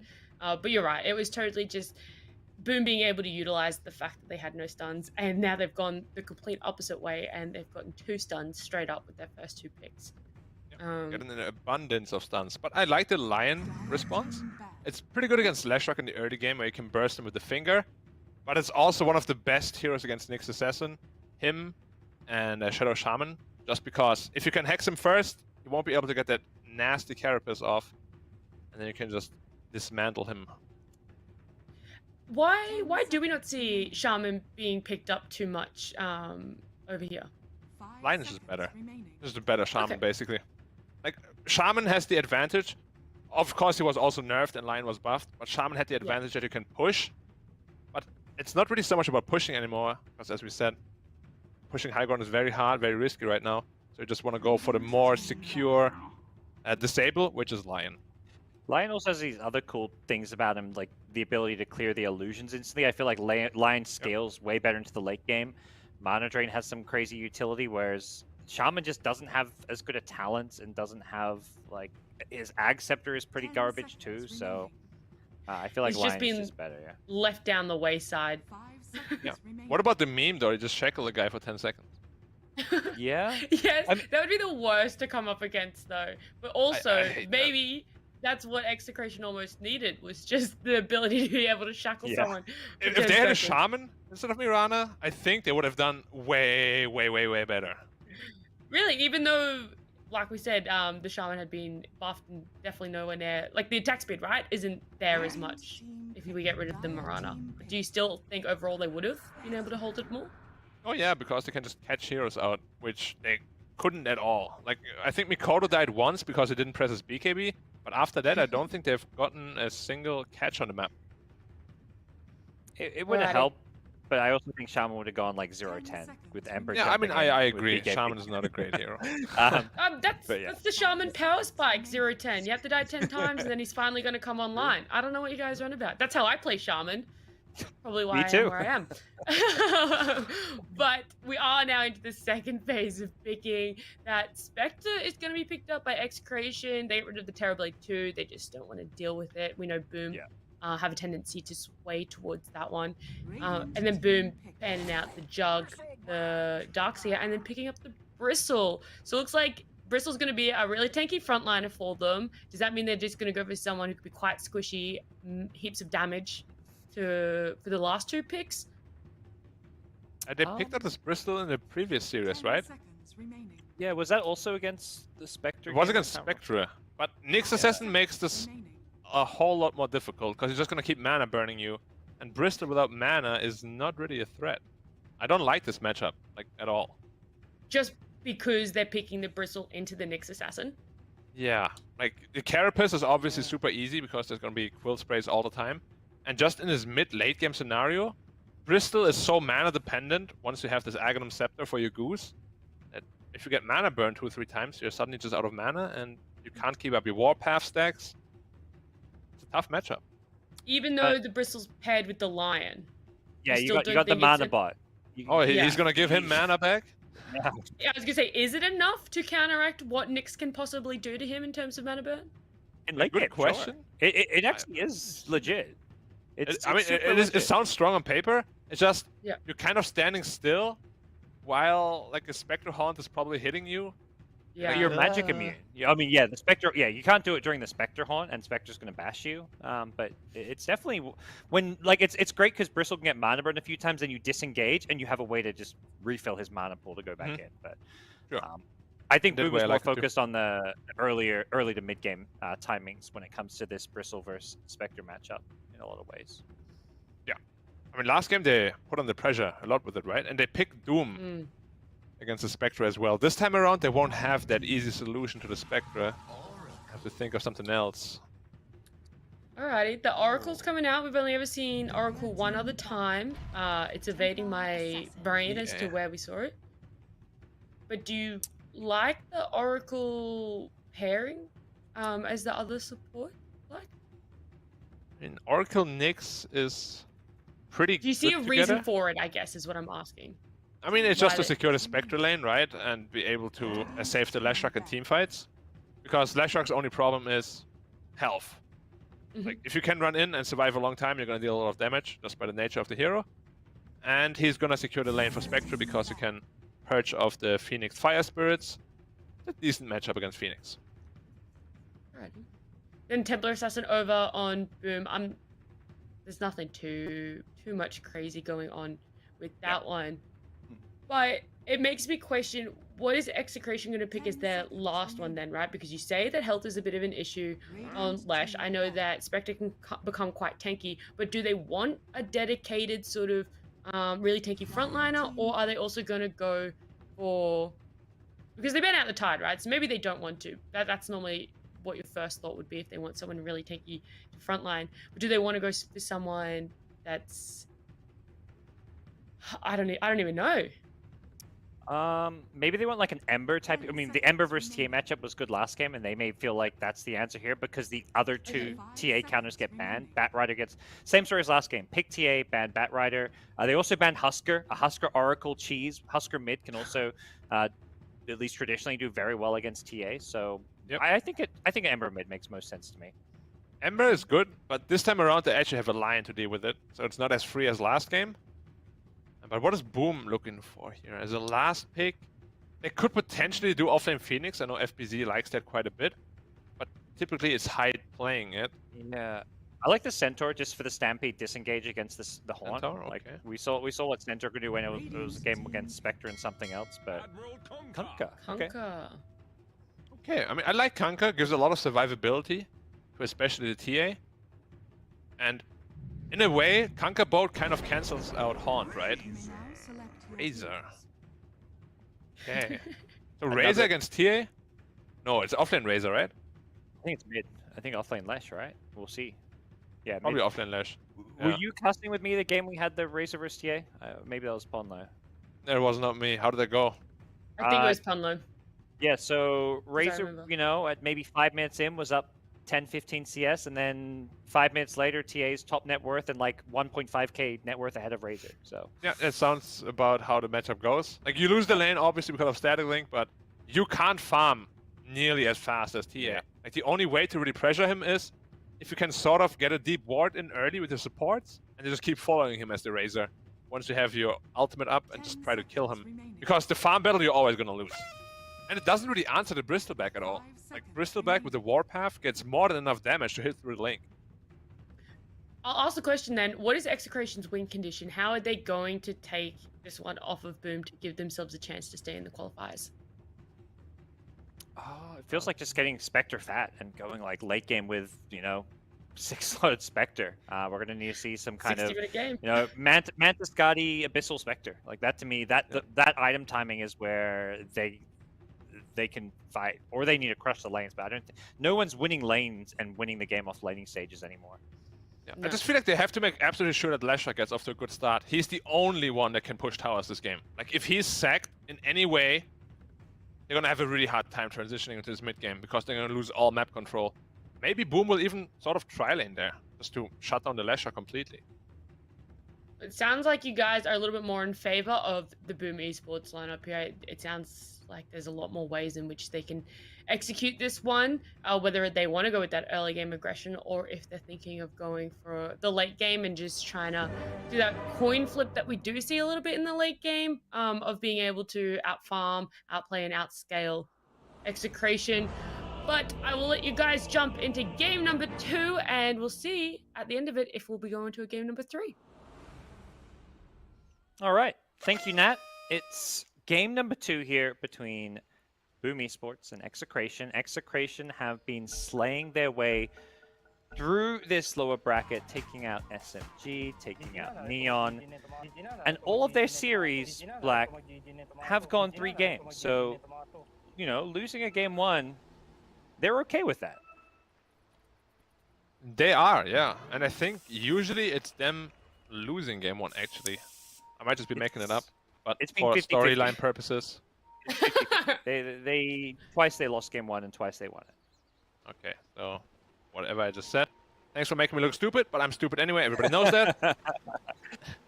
And you're the one saying they weren't at the major, you know. I have to keep you in check. I so forgot about that. I was thinking about season 1. Yeah. Real stupid. I felt bad. I mean, you've been following these guys throughout the DPC. As we're going to follow them into a first blood here. They leave it for the mid. How the Spectre leaving it for the mid laner? Wow, what a bro. But why did he skill Plasma Field? I feel like you need a static link level 1 especially. Ooh, that's true. He's gonna. Yeah. Are they gonna deal with it or not? Kind of hitting it a little bit. Perhaps feeling like they needed the Plasma Slow to even get that kill, maybe. I didn't. Yeah, potentially, but it might gimp his level 1, which is usually where TA is the weakest. Yep. But I don't think it's gonna impact anything much. So. Bristol How many back. bounty runes can we get on the execration side? Bristol's going to be zoned away from the top ones. Meanwhile, Helos on the Spectre is going for a little snipe. Wait, Are they gonna... Lion just lets him take it. Yeah, he has Impale and everything. I guess maybe he thought there were more heroes there? Not sure. Potentially. Ooh. But And one sentry gets the sentry and the D-ward. Nice. Yeah, the sentry ward was blocking the small camp. So that observer ward kind of ends up in a bit of a unfortunate place because that's going to mean TA's small camp does get unblocked. Yeah. So you mentioned the Leshrac. That's the hero that has to have a good game on the execration side. How do you see this lane going?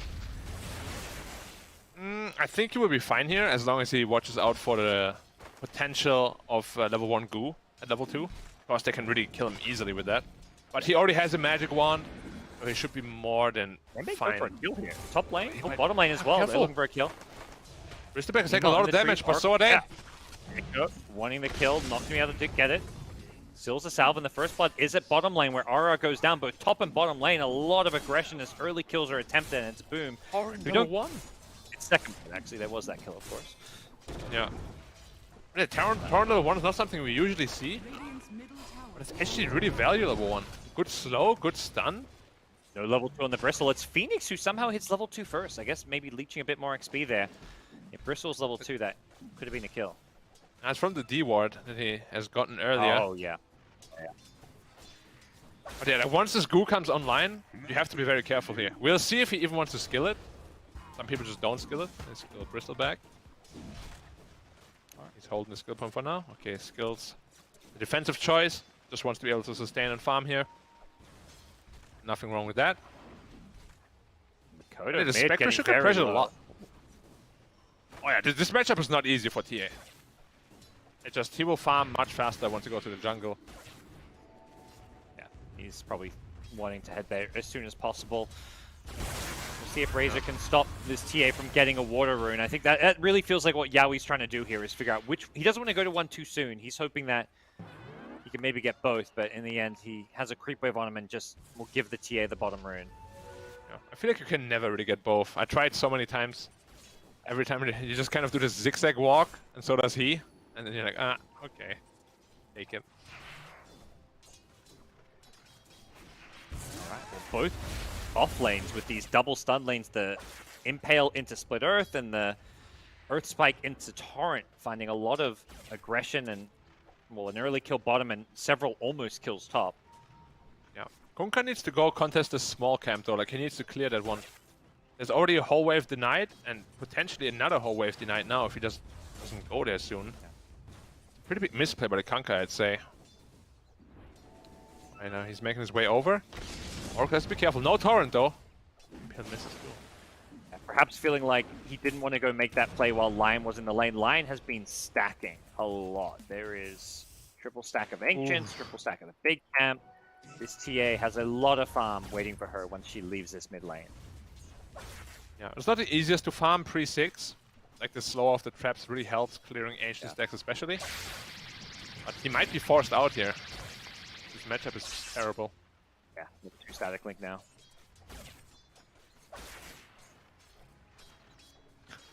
Sitting at 23 damage. If you can last it with that, you're probably a god. It's like I remember there used to be a techies mid last hit challenge where you just go into an empty lobby and try and get perfect CS on techies mid. Yep, never happened. I remember trying it like 20 times and it's just impossible. Yeah. I think they gave techies more base damage since then. It did, yeah. Also a little bit better attack projectile. I tried it like, bot lane. Spectre. Kill, they get the torrent, and Spectre gonna go down to a couple more right clicks. They've got the damage. And over at mid, they stopped TA from getting the bottle refill. They had the support rotation from the Nyx Assassin, helping get both water runes to the side of Execration. He's still farming relatively okay though. Only, well, I say only 600 net worth behind the Razor, but of course courtesy to that first blood. Dreamer Spell.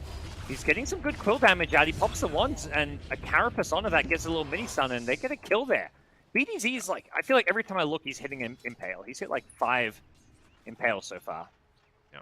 It's gotten a little bit easier, of course, with the animation and everything, but it's still not an easy spell to land. I like it. Using the Purifying Flames bottom just to deny range creeps. They're spamming it. Too, I hate that. It's so cheesy. Level 2 Purifying Flames getting to deny range is so cheesy. That's why I sometimes play Oracle middle just to tilt the enemy. Very fun. Yeah. I used to play offline Oracle. As soon as you hit level 3, I just go back to like my tier 2 tower and just deny every range creep. Kalos again?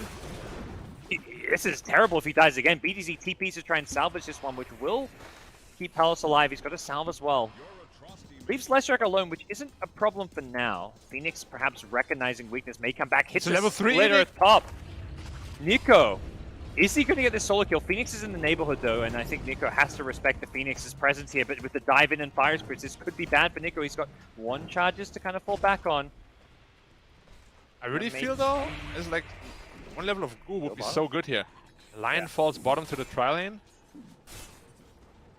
But still, Spectre is getting pressured a ton. Oh, Rune spawning bottom. Yaoi making sure the TA doesn't get it. Good job stopping Mikoto from getting any runes so far. As that's a double bounty rune. I don't think BDZ realized there were 2 here. Oh, he's leaving 1 for Yaoi. No, he's going to take both. Double bounty rune at these Ancients. Yep, and they're coming in to steal the neutral stack. Yeah. So TA can do anything about it. Without the runes, yeah, TA just doesn't have the mana to kind of come and play around this. And Yaoi with the early Eye of the Storm, farming it up. Gets hit by a torrent though. And they rotate and make a play here. They're bringing in more. Makoto's coming in with Kezcute. Boom, want to protect this, but FBZ already getting low. Doesn't have his level 6 yet. The Sunray trying to help him out, but nice Carapace going to cancel that one quickly. BDZ on the run. 1 or 2 more right clicks. Not going to be enough with the sick charges. The trap slow is there, and Makoto will finish him off. The only mystery is how you lasted so Interesting rotations. Kind of just feels like they went in there to prevent something that was already done and then lost a couple of heroes in the process. Not really worth it here. Kunkka rotating before level 6. Slowing down his own game by quite a bit. And he has Water Park queued up. I like that. Alright. Have you seen the Kunkka axe? It's so fun. Yeah. It's Together with the shot also. It's definitely fun to play too. Yeah. Oh, he caught him with the torrent! Okay. Torrent in the boat. The Fob is there. They've got a Hex now as well. They X him to kind of pull him back so they don't have to go all-out chase. They pull him back in. The Dagger's not going to do anything. And that's another death from Palos. Kodo in the jungle, meanwhile, in some trouble, though. So, boom, while they're having a great time bottom lane, TA's game. This is very different from the last TA versus Razor. They're doing much better with the Razor this time, shutting down the TA's ability to farm the jungle. Makoto got greedy. He came back in. He doesn't have anything to get away. Razor caught him with the max plasma field. I think not expecting that kind of damage to come in with the slow. Yeah, Mikoto kind of baited himself in the haunt for the top lane. Top. There's a lot of cool damage. He has to be careful. Salvages game, and yeah, Dreamer Cell with the level 4 quills. He ends up just using that haunt more as a TP to get to the top lane. Yeah. Spectre has a silver edge queued up right now. I don't think he's gonna build into that. It would be funny if he just Builds first item Silver Edge. Radiant's Unexpected. bottom tower is under attack. Probably not. Probably not. Blade Mail is decent since it gives you armor, but it's not the greatest here. Because Bristol and TA don't really care about the effect of it.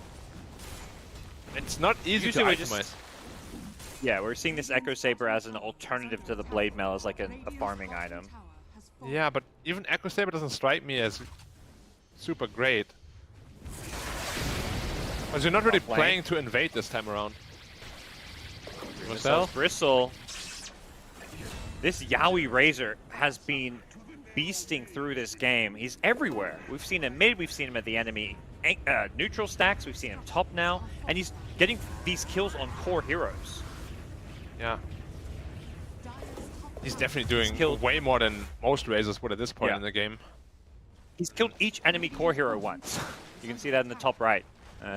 He's killed all three, and right now, down in the bottom lane, Boom just trying to make themselves welcome in the enemy jungle, but not really getting the same kind of farm as Execration have been. Yeah, he just finished his Yule Scepter as well on Razor. So he has a way to cancel TPs, potentially set up some offensive impales for the next assassin. But yeah, so far the Bristol's game is not good at all. Usually we see Bristol at the top of the net worth, because it's a lane dominance hero. Yeah. Not at all this game. Not usually a hero you think of doing well when you're playing from behind. Right. DDZ. No sentry on Lion, and you're dead. Dodges the Earth Spike, but does perhaps help FBZ get out of there, but these are everywhere on this map. That Yule's coming out. Radiant's middle tower Has a DD bottled on TA though? Could potentially be are scanning. a fight changer. Because DD this early on with level 1 melt is a ton of damage.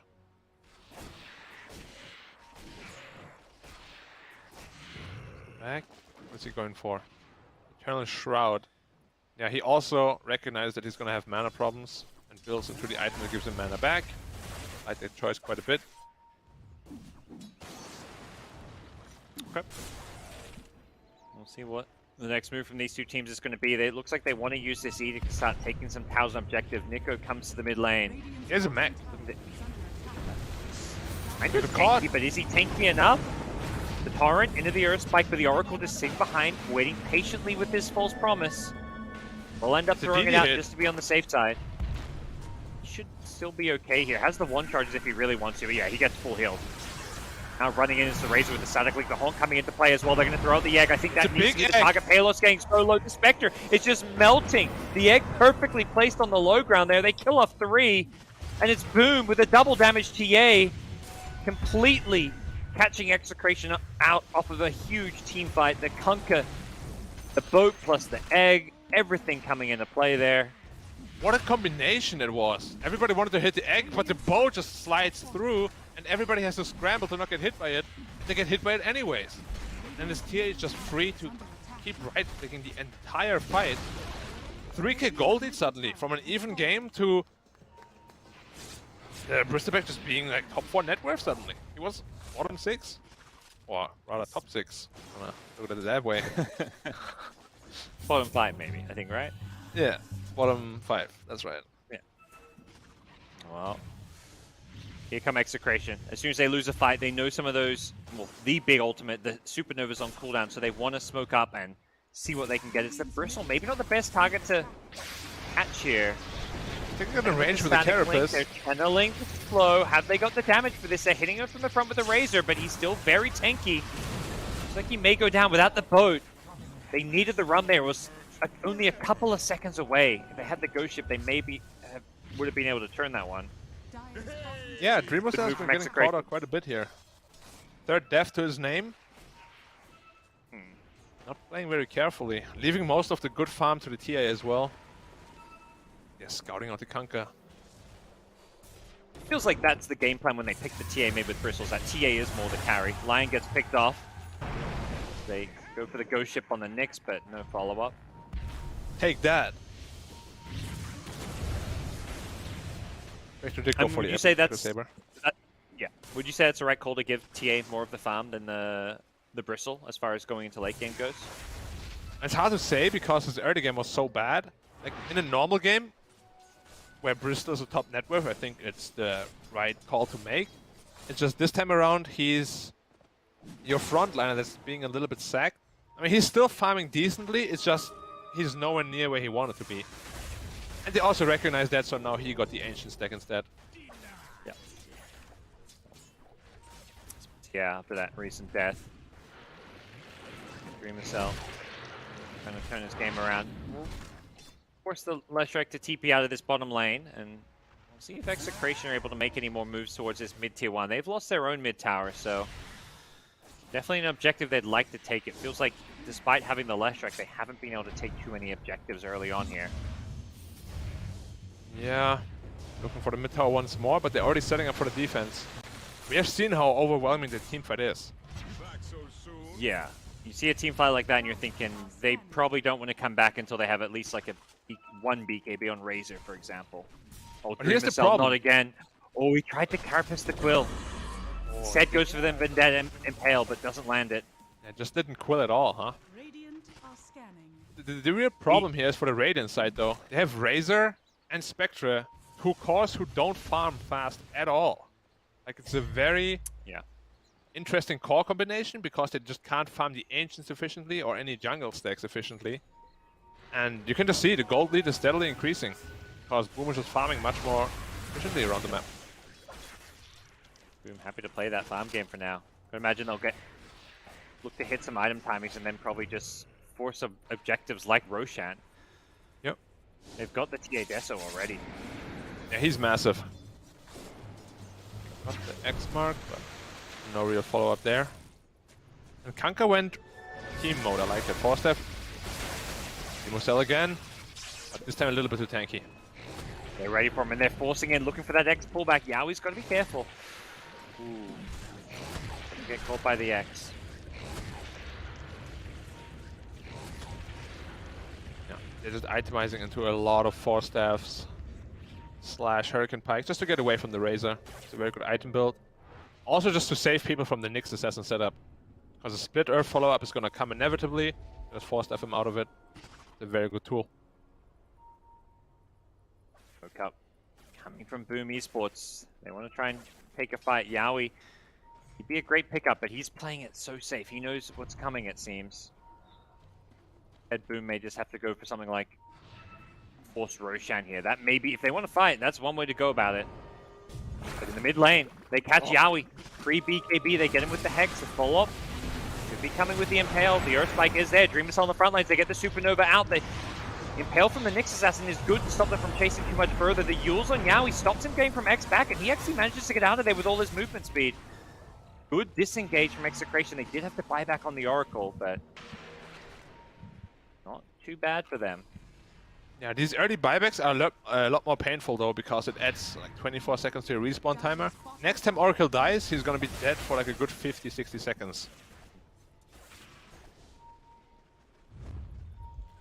And it was a very fast blink. Well, not super fast, but I don't think they expected it at all. 1500 gold ahead of the +4 Nyx Assassin. Right. Finding a lot of farm on this game. Time around, it's going to be EXECRATION making their move. They smoke up towards the mid lane. They get the Carapace on the Mikoto, but it looks like he's still going to be able to get back to safety, even with the root up. Palos goes charging in. The Spectre maybe a little bit too far in. Instead, it's the Razor who's getting brought very low by the Bristleback, but the Oracle is there with the save, so Razor holding his own on the back line. It's a great multi-hero stun. The Impale BDZ making the plays to win the fight for EXECRATION. Boom. Just with FBZ left standing. Gonna see that tier 1 mid-tower claim. Great play. Great job getting the backlines from BDZ. Yeah, that was like a 3-man Impale. Absolutely just won in the team fight. If that doesn't happen, they potentially lose a couple of heroes. It's a 4-0. Well, it's not a team wipe, but you can pretty much call it that. FBZ the only one straggling away. Looks like they do a really good job just kind of like kiting Boom in, like with that Razor. Oh, he's low, but the Oracle just not rushing into that false promise. I've been very impressed with RR and just his patience in these fights. Yeah, definitely doesn't overreact, which is something you can do very easily as an Oracle. Like, oh, he's getting low, I need to save him right now. But he knows his limits very well. And now that's a BKB finished on Razor. This is his next power spike. Gold lead in favor of Execration. There was a 4k gold swing. Well, they walked right into the Roshan pit. The big problem with that last fight was the lack of Supernova, and I think this is Boom's way of saying, well, we can just force a fight here.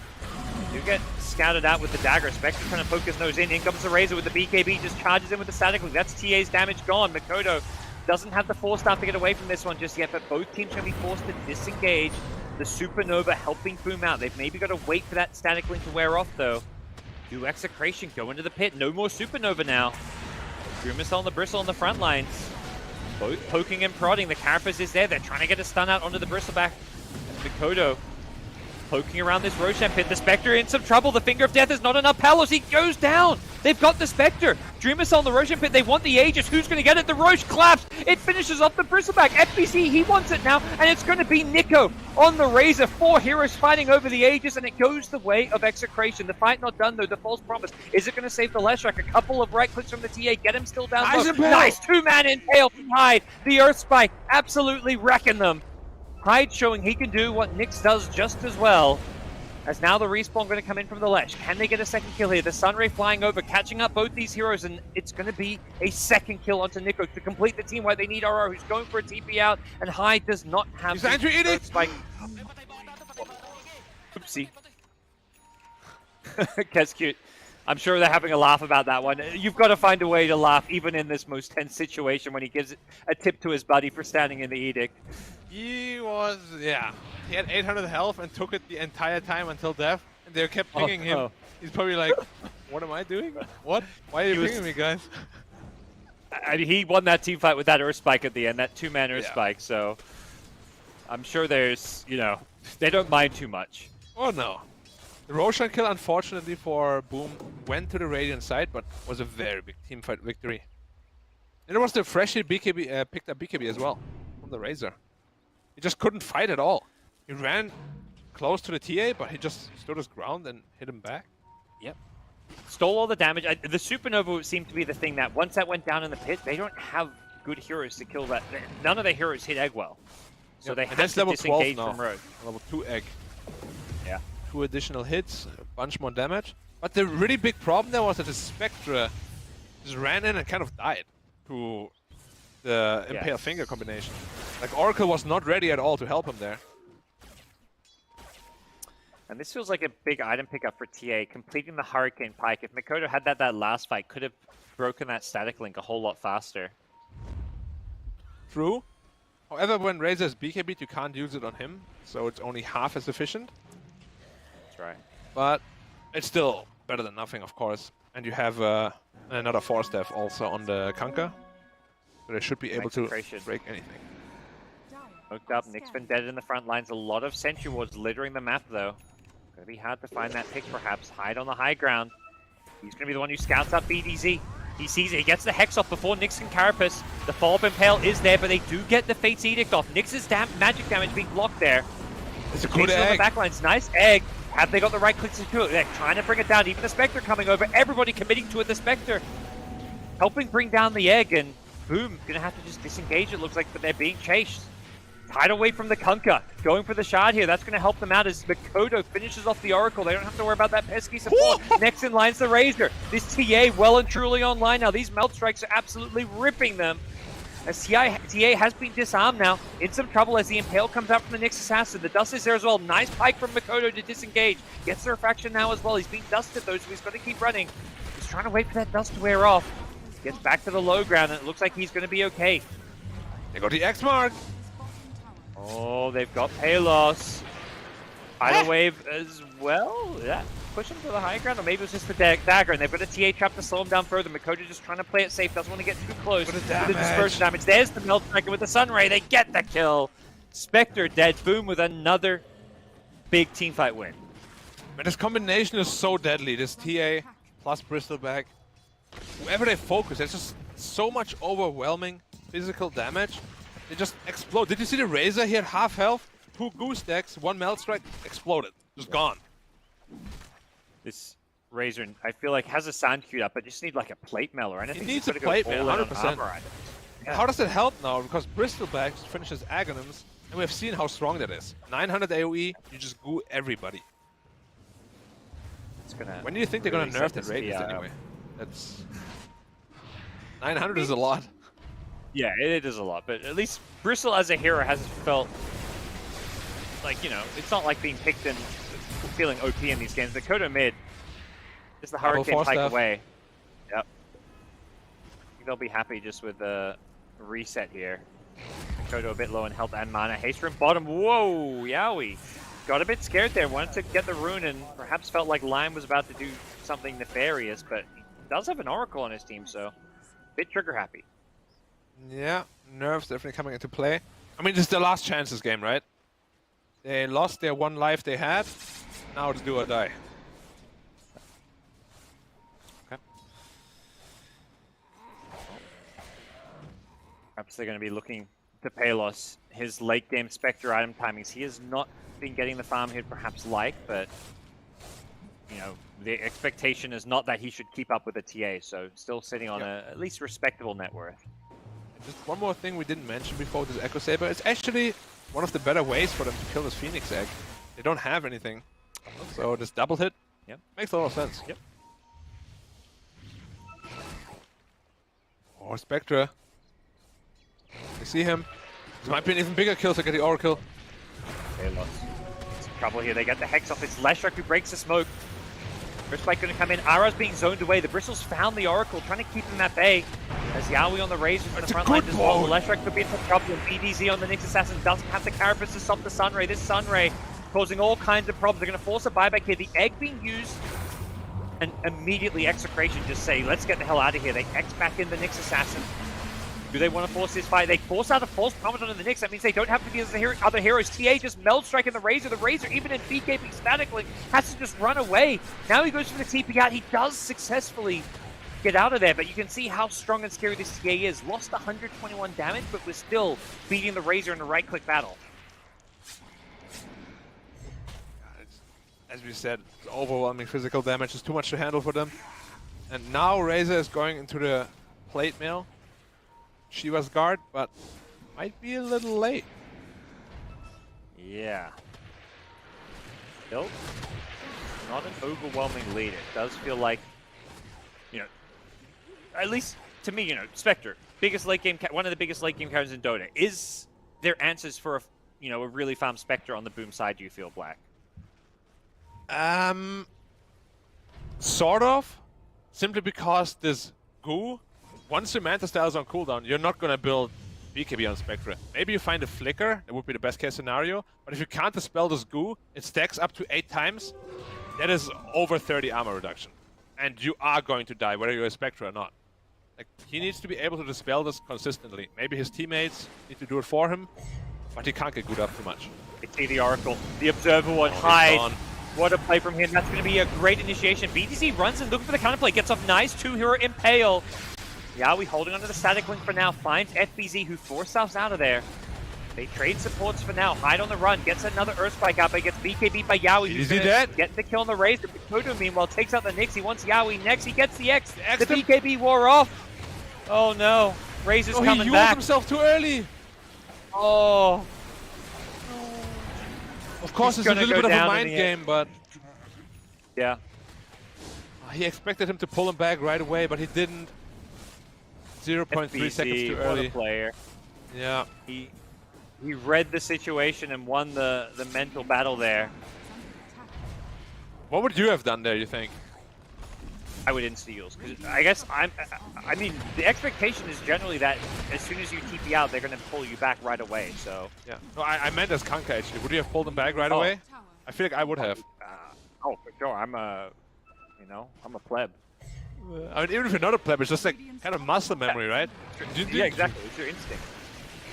Yeah. And you're not thinking about the Yules because you're like, okay, we just had a fight. The Yules is maybe on cooldown or something, but. This fight was hard, but look at TA. He found an enchanted quiver and he bought a Crystallis. Like, his damage output is going to be through the roof. It already was. Now it's just going to be absurd. Static Link does not cut it anymore. No. He's literally gonna hit you from the full screen with all the attack range. How much attack range does he have now? So he's sitting at 890 plus the 400 bonus range from the quiver. That is a lot of range. Over 1,000 attack range for the quiver hit. Yeah, what is that? 1290? That's more than a sniper. And of course all the bonus damage. If that one crits, it might honestly just one-shot the Oracle. This Oracle. And unfortunately they had that lane ward top allowing them to see RR and take that fight. Now with second Roshan coming up. They have no This one Bristol has that there. Where's extra. Remocell? I feel like as though if he's there, his Rosh is gone almost immediately. So much minus He armor. wants to finish a BKB before this Roshan fight, so maybe he's telling his teammates just chill for now. Just keep traps in the pit. Don't let them get Rosh. But if I can finish this BKB, this Rosh fight is going to be really easy for us. And now he's got the money for it. Yep. It's going to be really tough to fight. We also have the water park online. So once these BKBs expire, even Spectre is going to have a hard time fighting in that one. Yep. Yeah, he's got the full water kit with the shard as well as the scepter. And did he skill the torrent duration? Of course he did. Going for the full toxic build. It's a good stun. It's 2 second stun duration per torrent. Look at this minus armor on Roshan, minus 25. The Gradient seemed to be Double wanting to damage. contest it, but they just didn't realize how fast it's going to die. Whoa! He snatches it! Palos! He goes in with the horn! He got the Aegis! They didn't pick it up quick enough! And now the Razor's in there with the Static Link taking a lot of damage from Dreamacell.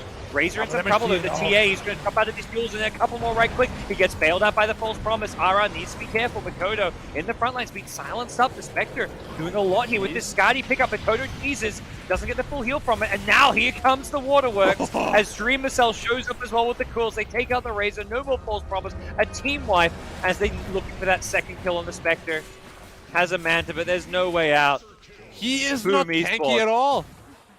What? I thought he was going to live way longer. Yeah. He has 3k health.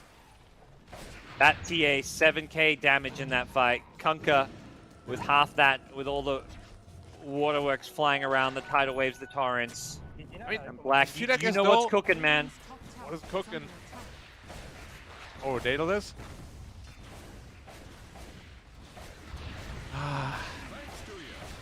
Boom. What are we doing about this TA? I mean, this is sending a message for if Boom goes through to TNC as well as Fnatic. You have to respect this Makoto TA. If they pick it and they're able to, I mean, he doesn't mind the Razor matchup. He'll play into the Ember. Whoa, Dreamacell. Also, sorry for having brain delay. I was like, hey, what's cooking? Oh yeah, boom. So I was like, you said it 10 seconds later. I was like, was that in response now? I was like, Now I was thinking about it. Why did you say that? Oh yeah, of course. yeah. You know, it's been a long day. We're like 14 hours into the day. We've had some long, crazy Dota, so you know, I'll forgive you for that one. Yeah, but Boom is trying to put the average game time down by, I don't know, 2 minutes? Yeah. These 40-minute wins they're showing SEA teams how it's done. With these Yeah, quick this is games. how you play aggro Dota. But yeah, this core combination, you have to be really wary of that in the future, I feel like. TA, Bristleback, scary stuff.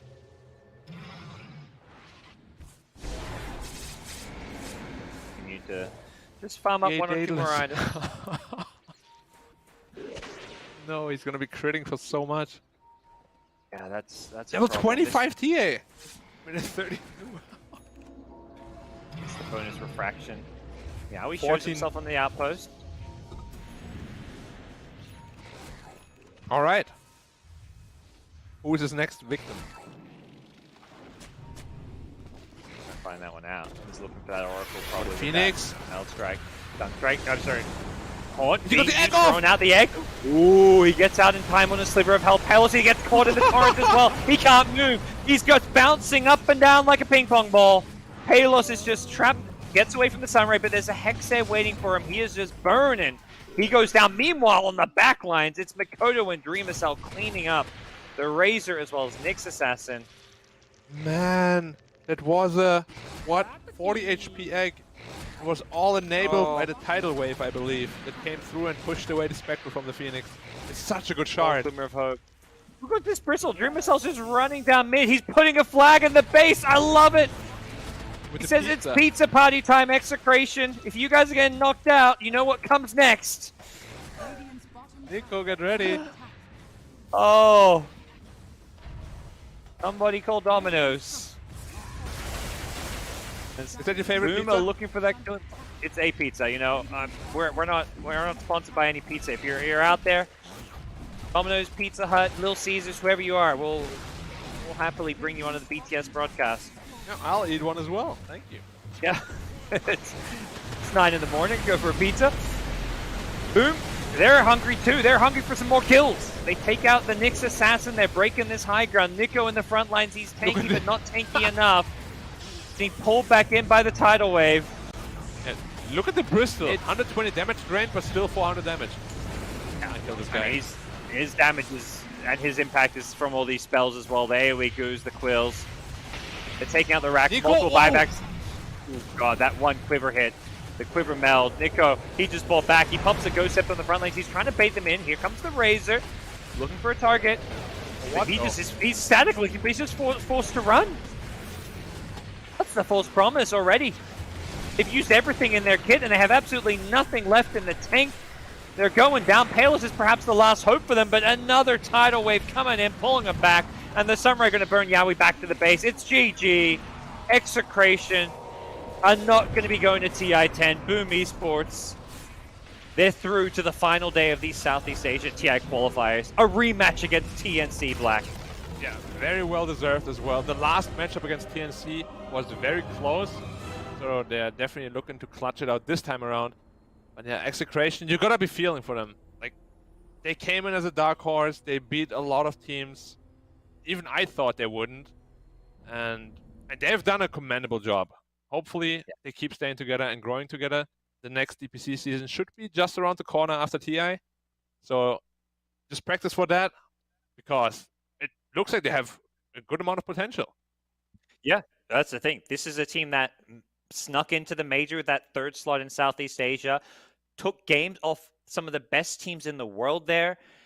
And for the most part, it's a lot of newer players in the SEA scene. These are not big names. These are not veterans outside of maybe RR, who's been around since like the Dota 1 days in the Philippines. This is a newer, younger team really impressing here in the Southeast Asia region. So I totally agree. Hopefully we see them stick together, but we can talk a bit more about Execration as well as what's ahead for Boom as they do survive. We're going to go to a quick break and come back as we wrap up day 3 of the Southeast Asian TI-10 qualifiers.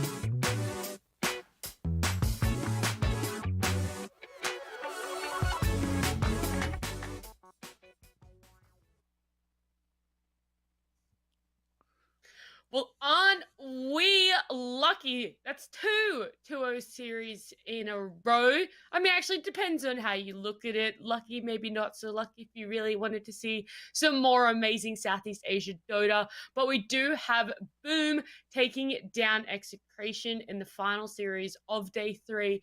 Let's break it down a little bit. Black, you said that you weren't overly keen on that bristleback pick into the Nyx Assassin, but obviously Boom were really confident with it. Why did it work out so well for them? Mainly because they hit their timings really well, and I feel like all the timings that EXECRATION wanted to hit, most notably that first Razor BKB, really didn't do a whole lot. They lost that fight, and ever since after that fight, it was all Boom. Like their physical damage output was way too much, and they just could not handle this TA Bristleback combination at all. On top of that supernova, that every fight it was pop, they just had to all disengage immediately. Gods, do you think there's an aspect of, Boom capitalizing on early game aggression and kind of maybe taking EXECRATION by surprise that also won them the series? Yeah, I think even in the lane stage we saw it. Some inexperience perhaps from Palos with the Spectre, where he just underestimated what that Kunkka lane can do with the level 1 Torrent. And then in those early team fights, that Kunkka plus Phoenix was just brutal. It felt like EXECRATION were running into it and didn't have an answer for what was a first pick Phoenix. So they really weren't able to kill that supernova in most fights, forced run away, and yeah, just really well played aggression from Boom this game. Alrighty, I think we also have an interview ready. We're going to be joined by Dreamercell. Dream, first of all, I want to say congratulations on the win. You guys must be really happy with yourselves. I guess to have 2 amazing series, but also to be staying alive in the TI qualifiers. So what's the atmosphere like down in the team? Tired. We're all tired. We're playing from like 1 a.m. or 2 p.m. 2 p.m. Sorry. Yeah, it's been an absolutely long day for you. Is that maybe a factor as to why you guys played quite early aggression in your games, or is that just something that you really enjoy doing? It depends on the draft, but usually the only thing that's consistent from our team is throwing 90% win chance, I feel. Well, you didn't do it this time. You guys looked absolutely outstanding. What are you doing to be able to keep your mind in the game and keeping the team mentality strong? I think everyone just focus on playing their best and no distraction. Everyone, I think everyone pretty tired because of the. Oi, okay. Sorry, he's high talking. Tell Hyde, we don't want to talk to him. He needs to be quiet. We want to talk to you. Yeah, sorry, I can focus. I'm pretty tired. My knees hurting so much. Your knee? Yes, I sit for a long time. Oh, you play like this? Your feet up? What? I cannot see you. I cannot see you. Oh, you can't see me? Oh. Well, look, I'll quickly ask Gods and Black if they have any questions for you because we don't want to keep you too much longer.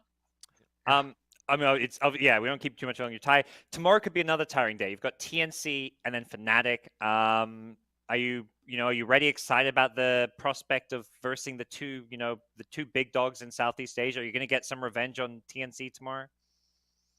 From our last match against them, I think from the third game, it looks like when we saw the replay, it's like we have 90% chance of winning, right? From the Dota Plus, Gaben. Yeah. They're like, what the hell? You should have won this game, and then we just threw it away. I feel like, if we can reduce the throwing, we can be like the top 2, excluding the T1 team in Asia, Southeast Asia. Okay. Yeah. I like that confidence. Something very inspiring.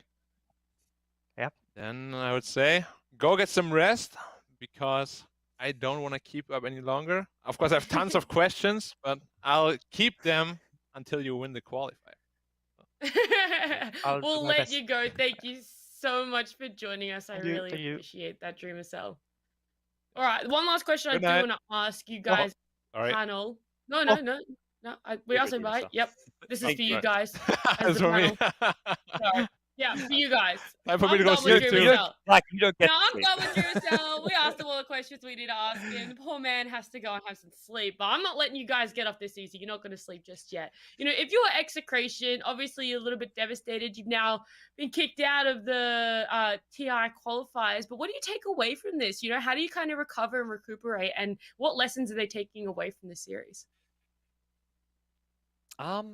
I feel like this, at least especially this last game, but this series, so much of this was draft and strategy related. So I think, if anything, that's a good problem to have. It's not like they're not talented enough. They have the team play, they have the individual skills. So I think, like, just draft-wise, strategy-wise, they need to work on how they prepare. Maybe talk to their coach, or if they don't have one, you know, consider getting some, you know, outside feedback about how to kind of, you know, approach a tournament like TI qualifiers where so much is at stake. Yeah, I'd agree. They just need to polish up their mid-late game decision making a little bit. I feel like the laning phase usually is very good. Problem similar to a team like Omega, really. I think a lot of SEA teams actually have this problem where they just win the lanes just purely because they're really good players, but then come mid-late game, they're a little bit lost, which is sometimes a hard problem to fix, but they've been top 3 in the league before, so they definitely know how to beat the best teams in the region. That's exactly why I want to stick them together, because there's a lot of potential and a lot of good prospects ahead of them, I feel like. It's just trying to work on, I guess, yeah, just working on, like, coming out of that laning phase for them and just really being concise and clear, something that I can't do when I'm speaking, on finishing a game. But we're going to take a look at the bracket to see what teams are left for the qualifiers. We have Fnatic obviously out there in the grand final. They won the series against TNC today, and then we've got TNC Boom rematch coming up in the lower bracket final too, so that one will be quite interesting. And today we saw EXECRATION knocked out and leave us, as well as Galaxy Racer, who were definitely dark horses, a team that no one expected much from, and they did an amazing run down there in the lower bracket for as long as they did. We'll also jump over and have a look at tomorrow's schedule. It is going to be the last day of the Southeast Asia TI10 qualifiers. So, of course, we'll be starting with that lower bracket final, the TNC against Boom, which I have no doubt in my heart is definitely going to go to 3 games. And then whichever winner will then go up against Fnatic. Guys, do you have any words that you want to say on either the bracket, the schedule, or today's games? Oh, it's been Can go first, fantastic, Gods? the games. Yeah. I feel like these final 3 teams are actually all very evenly matched. You know, usually I feel like you get to the end of these qualifiers, Fnatic's there waiting in the grand finals, and you're like, yeah, Fnatic are the favorites. But I don't even necessarily think they're heavy favorites. Their series against TNC was neck and neck. Their earliest series against other teams like Neon and Omega were very close. So it really is wide open between these 3 teams. So anybody can take the slot, obviously, but I think it's not just that. It's like, I feel like every team has like a fairly even shot at taking the slot for SEA. Yeah, just judging on the last games they played, right? Like TNC almost lost to Boom, as Dreamercell said. There were a couple of unfortunate giveaways, but TNC played really evenly with Fnatic, so I assume Boom can do the same, if not even more, because they were on the verge of defeating TNC.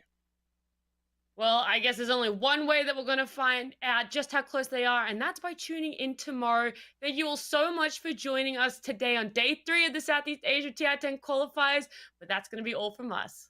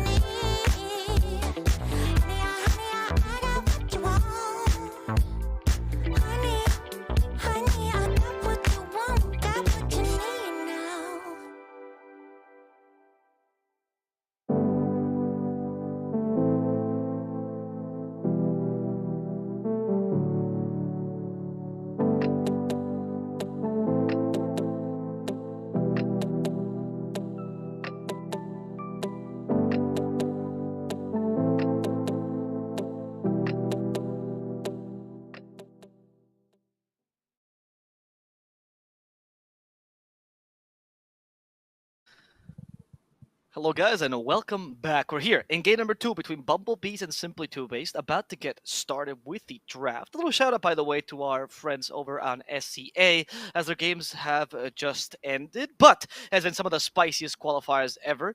AUI has enjoyed them so much he's stayed up watching every single game. I've watched a bit of them whenever I can. I do recommend them a lot. The casting talent is absolutely amazing and so are the games. So if you want to ever watch them, BTS, the main BTS channel, tomorrow going to be the last 2 games. I do recommend you give them a sneak peek if you haven't already. But now we're here for NA Dota. This is equally as exciting for very, very different ways. Let's get right to it. Bumblebees versus Simply 2Based. Completely different draft. This time 2Based, they pick up their favorite first pick, which is the Ancient Apparition. Whenever it's not banned, 2Based will always pick it up first. Jenkins, tell me a bit about this. Why? Why is AA such a great first pick here? Or in general? It blocks a lot. There's, you can't DK. It feels bad to be Death Prophet against this hero. Any spell lifesteal based hero like Bristleback, Leshrac specifically, like in a core position, feels really tough. Another really nice thing about Ancient Apparition, and this is a big reason why the Gyro pick probably comes out, is that it makes it so that you win any 1v1 carry matchup, because carry matchups right now are all about Sanjin Yasha, Scotty, Satanic. It's this like lifesteal amplification, healing to full HP, and like obviously you cannot do that against AA because the blast just completely nullifies that. So any carry matchup that you have is going to be a winning one, and being able to get that out of your 5 position, I mean, that's pretty value for a first pick 5 position that's also good at laning, combos with other heroes. Like it does a lot. It does a lot right now. Tell me something about this answer, Moxie, the Oracle. The two heroes that they usually see it picked up as against AA are either the Terrorblade or the Oracle. This time they go for the Oracle. What are the advantages you see of this pick here against 2Based? I mean, like, whenever you see magic damage coming out, it's always nice to just pick up the Oracle, being able to negate some of that, obviously. And then also the fact that you do have the Hard to Spell. You've got the False Promise that you can throw down, which is especially great with the Death Prophet, right? That's something to ensure that you can survive the initial burst, and then when the ghosts start healing her up, or your own healing, allows her to be a little bit more risky in fights, I guess is a good way to put it. As long as you don't get too far away from your Oracle, obviously, because if he can't reach you, obviously he can't save you. So also, I like the fact that Oracle is one of those few supports that has a save, but also has intense nuking power, especially around the level 3. So it's going to be able to be a little bit more aggressive and still be able to be the babysitter necessary as well. Such a weird matchup versus the AA, because if you AA blast a second after the False Promise, then... or if you AA blast after the False Promise, then AA counters Oracle, because the False Promise comes off and then you are still AA blasted.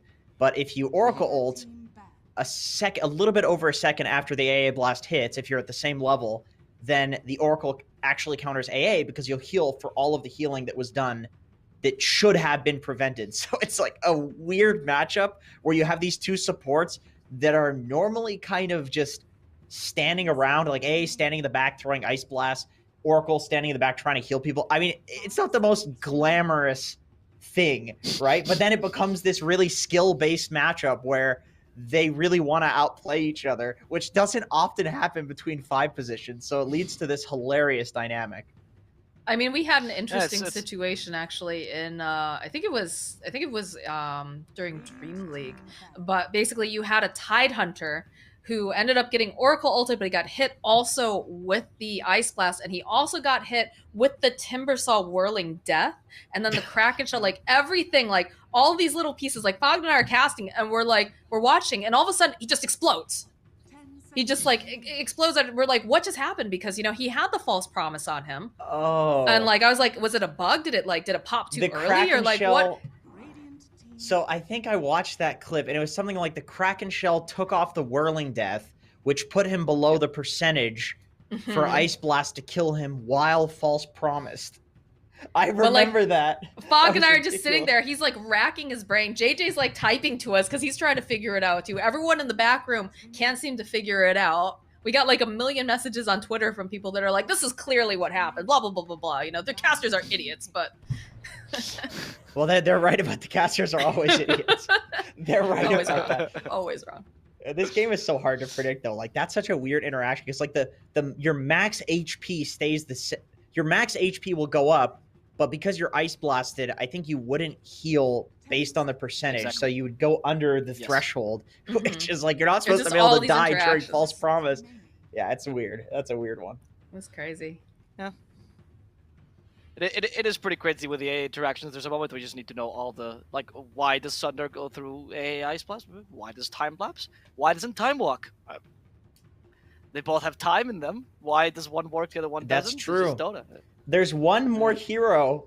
Brian Cannabis Slammer quizzed me, and I could not figure out the hero. Can you guys figure out the one other hero that goes through Ice Blast in terms of healing? There's one more. There's Weaver. The other one that you mentioned that I forgot. TB. What was the other one you said? TP Sunder. TB Sunder, yeah. And then there's one more.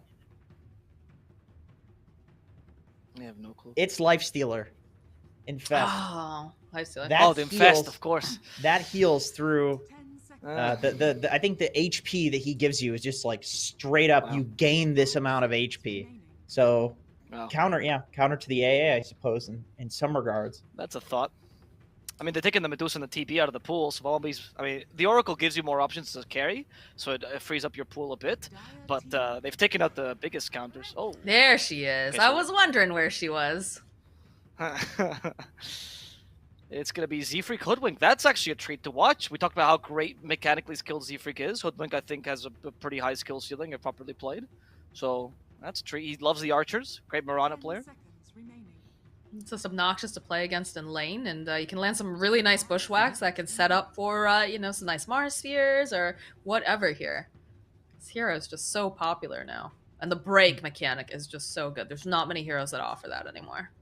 I remember there was one game. It was like, I don't know if I was playing a pub, but I remember I was playing with somebody, and we did Mars Hoodwink unintentionally, and then realized that it's a really great combo because you spear to a tree and then you follow up with the bushwhack.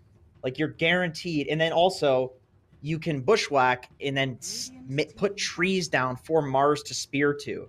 So it's one of those Hoodwink combos are weird. Timber's another one where you'd think it's bad, but it's only if the Timbersaw player is bad that it's a bad combo, because otherwise you always have a tree to chain to and do your insane amounts of damage on Timber with Hoodwink. Like teams prefer to pick Timber Hoodwink together because, killing the tree is obviously well within your control. It's not like you can just not press your abilities on Timber and that's fine.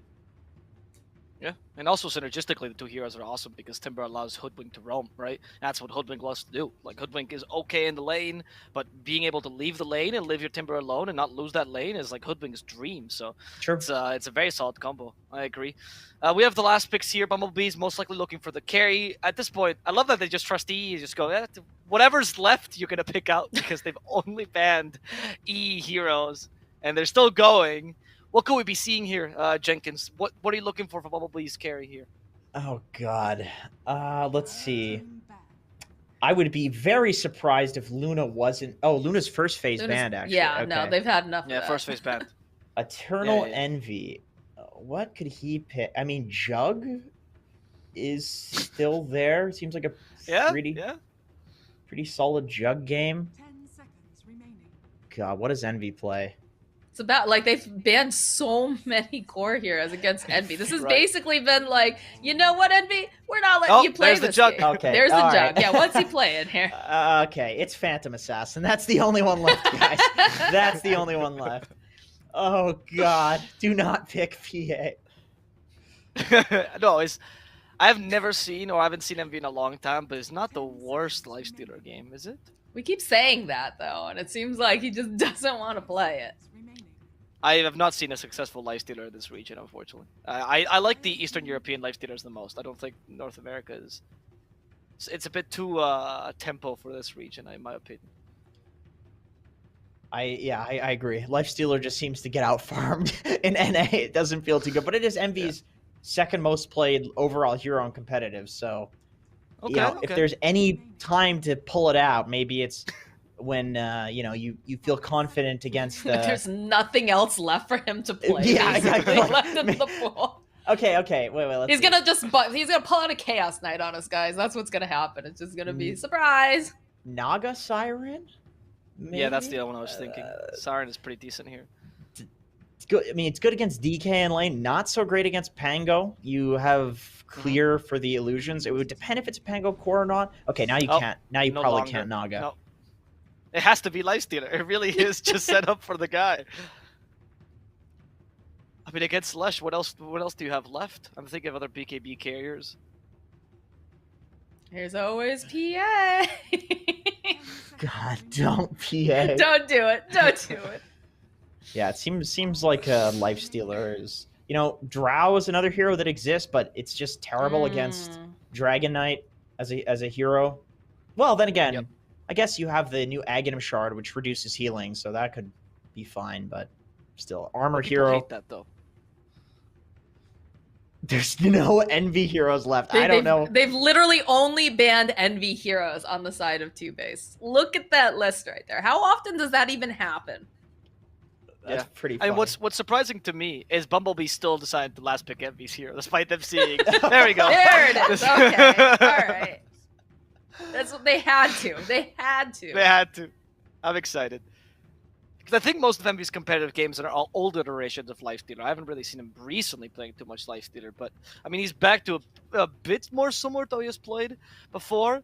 It's just that the Lifestealers I see that are very successful tend to be the I'm going to save my teammates Lifestealer. And this game is not bad. You can do this with the DP, with the Infest, the Hoodwink as well. The Oracle has some combo with you. It can work. What lineup are you guys favoring, Moxie?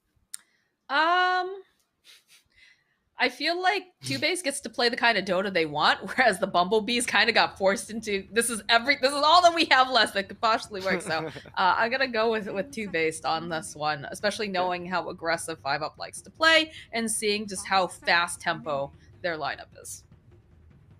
Jenkins? I'm gonna go Bumblebees because Gaben emailed me and told me that it's in the script that this goes to 3 games. Okay, that's as fair analysis as ever. So we get game number 2 between Simply 2-Based or Bumblebees. What will win, true analysis or the script? Actually, I don't even know. I'm asking that question. We all know it's going to be the script. We'll see you in game 3. So please take it away, Jenkins and Moxie, for the second game of this incredible series for the third day of the NA Close Qualifiers. All right. Well, we do have some comfort picks here. We've talked about the fact that Mr. Kingal, he loves to play the Mars. I think I've seen him play this hero. I can't tell you how many times. So that's going to be feeling fairly comfortable. Ryoya also very good on the Death Prophet. How do you feel that this early game is going to go here, though, Jenkins, taking a look at these lanes? Because we've talked about the fact that Mars and Hoodwink, a great combination together. Yeah, they're definitely strong, but you're playing into a gyrocopter, which if gyro gets any advantage in the lane, if barring like certain heroes that can dodge the rocket, maybe gyro can really feed off of these Mars type melee offlaners that like to stand in your face, but then, you know, will feed to the magic damage. So the thing is though, like 2-Based has some great pushing.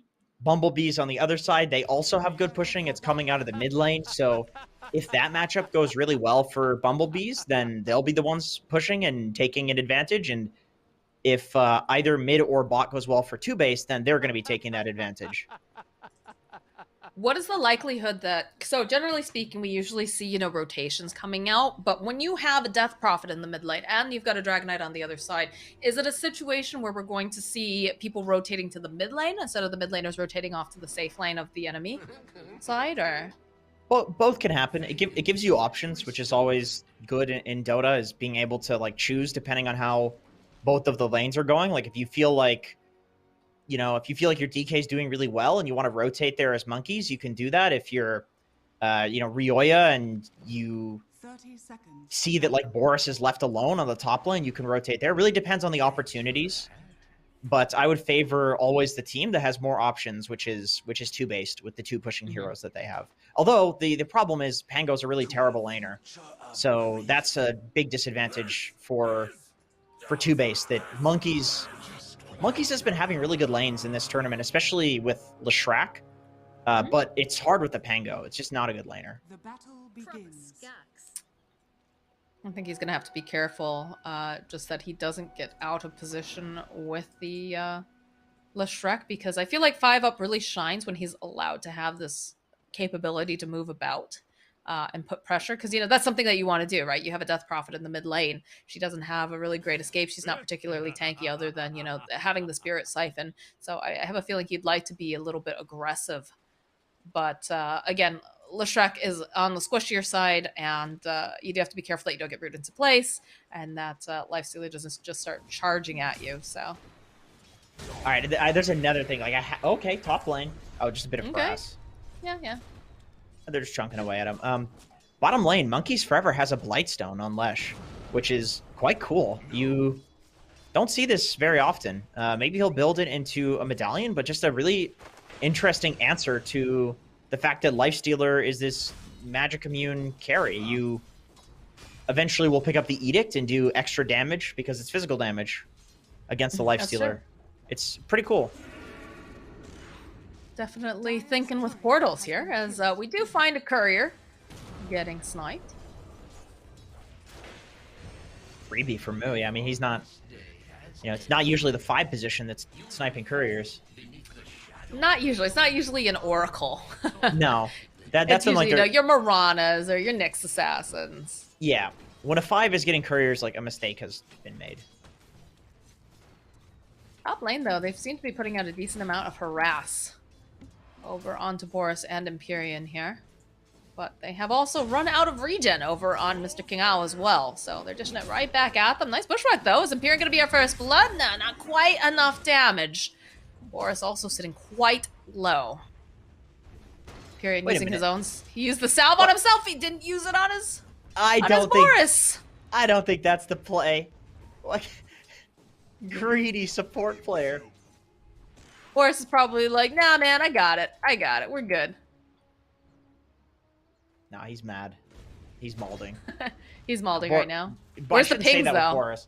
Boris is not malding. He's got a beautiful mane. He's, of course, not malding, but if he could mald, he would be malding right now. Mm-hmm. What's the opposite? What is, like, a similar thing when you have hair? Mowing. I don't think that's it either. That sounds like the same thing as malding, but it's not. It's definitely not. But yeah, the harass is on here in this bottom lane. Moo is sitting a little bit low here in terms of mana now. Does have himself a mango if necessary. Constantly throwing out the swashbuckles to try to disarm and try to put a little damage out. How's the mid lane going here? I feel like there's not too much that Ryoyo can really do to bully Annihilate, but on the flip side of that... DK wins every single lane. Anytime you, like, vote against this hero, you're just always wrong. That's what I've learned. It's like, you think, oh, Death Prophet, you've got to do quite well against DK, right? You've got the Spirit Siphon. He's a tanky hero. Nope. DK wins every lane. That's the lesson. He has the power of anime, you know? That's pretty important right there.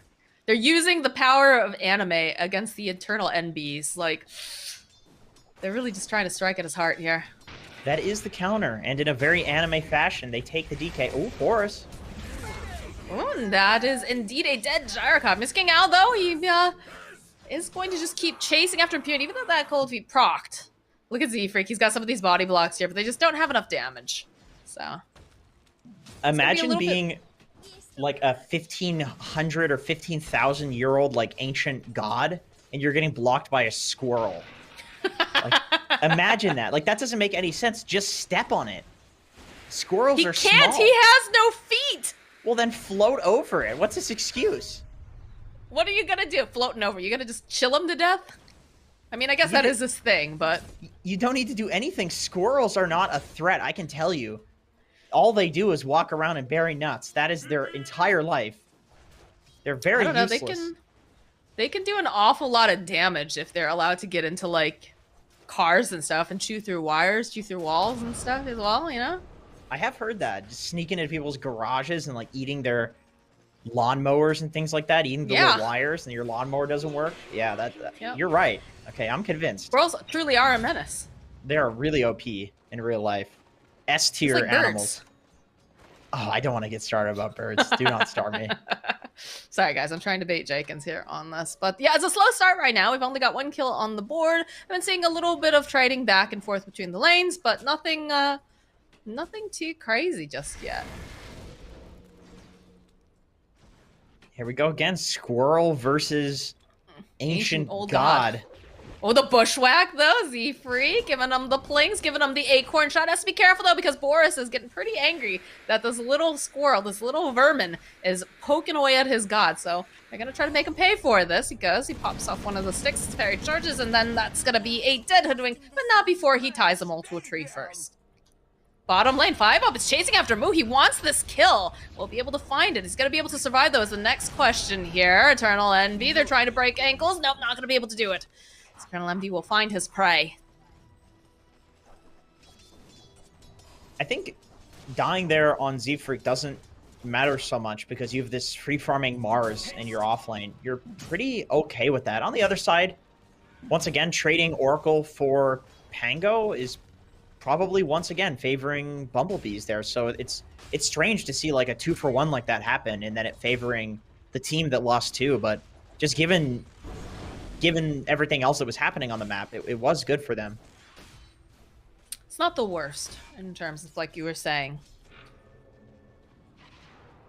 I'm interested, though, to keep my eyes over here on the mid lane. We do have the level 6 both online here for the Death Prophet and the Dragon. Right? And there is a dead Boris here in top lane. That's the level advantage from Z-Freak making space. He gets 6 and Boris, you know, we're memeing about Empyrean not giving him the salve, but that results in that initial kill, which sets him behind, and then now he's level 5 to the level 6 of King RD, who gets the basically solo kill on him there. Like it all compounds in Dota. A small mistake like that, if you're playing against good opponents, they're going to take advantage of it and snowball. Some pressure being placed over here on 5-up. Eternal Envy, though, wants to just focus on hitting these creeps. Surprised that Moo wasn't able to get that courier snipe, but it's his first game of Lifestealer on this patch, according to our statsman, Mr. Knoxville. And it's his 5th most played hero. Very interesting. 5-up, not quite landing that swashbuckle here. So, Moo? It's going to try to negate some of this damage, but they have the physical, and they'll be able to collect on the Oracle. Oh, of course, Lifestealer. Of course, he's got the Javelin Rush, no boots on Eternal Envy. But, you know, this is a much more standard thing on Lifestealer. You're a high move speed hero. Oh, top lane. Top lane, yeah, Empyrean. King Al going for a bit of a deep dive here against this poor Ancient God. He just cannot catch a break. He's trying to buy a little bit more time, but eventually does fall to the God of War. So, in God be God, Ash. Oh, Eternal Envy, though. Here it is. I was going to ask you about this earlier, Jenkins. We have, you know, these heroes that push towers very quickly with their level 6s. I wanted to know who was going to make the rotation, and it's clear that they very much want to prioritize putting pressure on Envy's lane. But as I say, this Boris is getting bullied out of his own jungle. Z-Freak planting a nice ward over on the side. Is able to keep tabs on him and will be able to just be a general nuisance. It's looking like the first game all over again, where Bumblebees have the kind of early advantage. Well, maybe not so much, actually. 2-base just took the bottom tower. But the thing is, like, I don't think that you expect to be able to take that tower if you're 2-base, because the whole point of Lifestealer as a hero is that he gets to sit in the safe lane for a lot longer than other carries. But with 2 pushing heroes combined, as well as like the physical damage from the Edict, it's cool that 2-base is able to make the call and kill him there. I go in for the Infest. I Annihilate, trying to buy just a bit more space here. So that is an arena that didn't end up doing a whole heck of a lot of anything. Look at his regen. 26 regen on Dragon Knight. 1660 HP. How do you kill this guy? That's the question that the Eternal Bumblebees are probably trying to figure out for themselves now. Perhaps changing their trajectories. They spot Boris here in the top lane. They put a lot of pressure on this. Oh, nice sidestep out of the way here. Just going to clean up the wave. But the pressure is now continuing, coming out from the side of 2-based. got this Dragon Knight. He's gonna have his Dragon form up in about 8 seconds. And you have a Leshrac who's got a very low cooldown and is gonna be able to also help burn through this tower, so.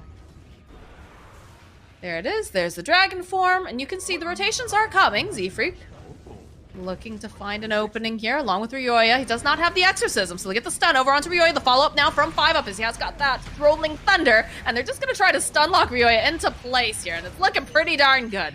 So that's going to be a dead Death Prophet. Z-Freak can't do a whole heck of a lot there. And they're just going to take the middle tower. Denny with the 360s in the tower to BM. I love it. That's some solid BM right there.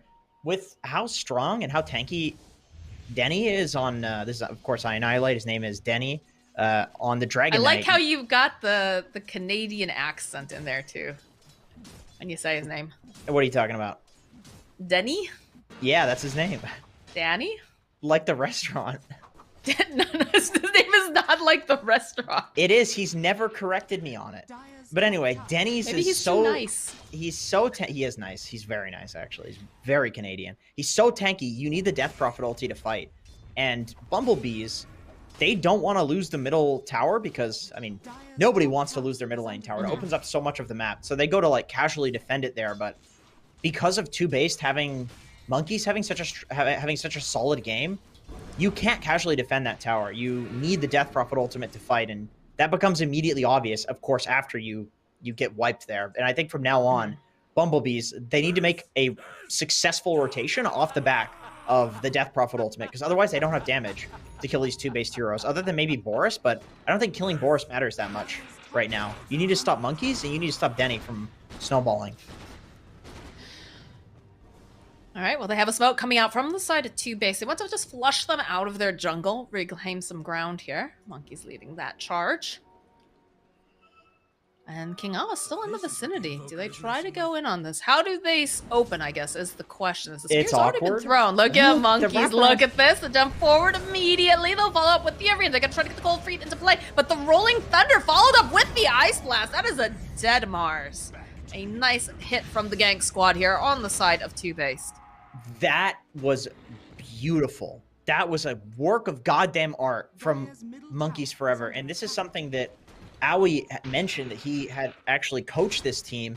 And one of the problems that he was kind of addressing with them was the fact that, and I mentioned it too in the previous cast, they know what to do. They know where to go, but the way that they do it is sometimes rushed. It's sometimes a little bit lazy, which is pretty typical in NA Dota fashion because it's just what we do in our pubs. And so watching Monkeys do a wraparound like that, you said it, like how did they get the initiation on him? And they had to do something clever like that. It's so cool to witness a team improving so dramatically, like right in front of your eyes. They take the one thing that they were bad at, and you can clearly see these examples where they've improved. It's just amazing to see as a person. You know, we like to watch other people improve and get better at the things they suck at, and it's like that was a work of art. What a nice rotation that was. Yes, as a squirrel, I don't think I would appreciate that as much. As a squirrel? You just said as a human being, as a person. Oh, I see. Yeah, squirrels are people too, Moxie. No, they're not, Jenkins.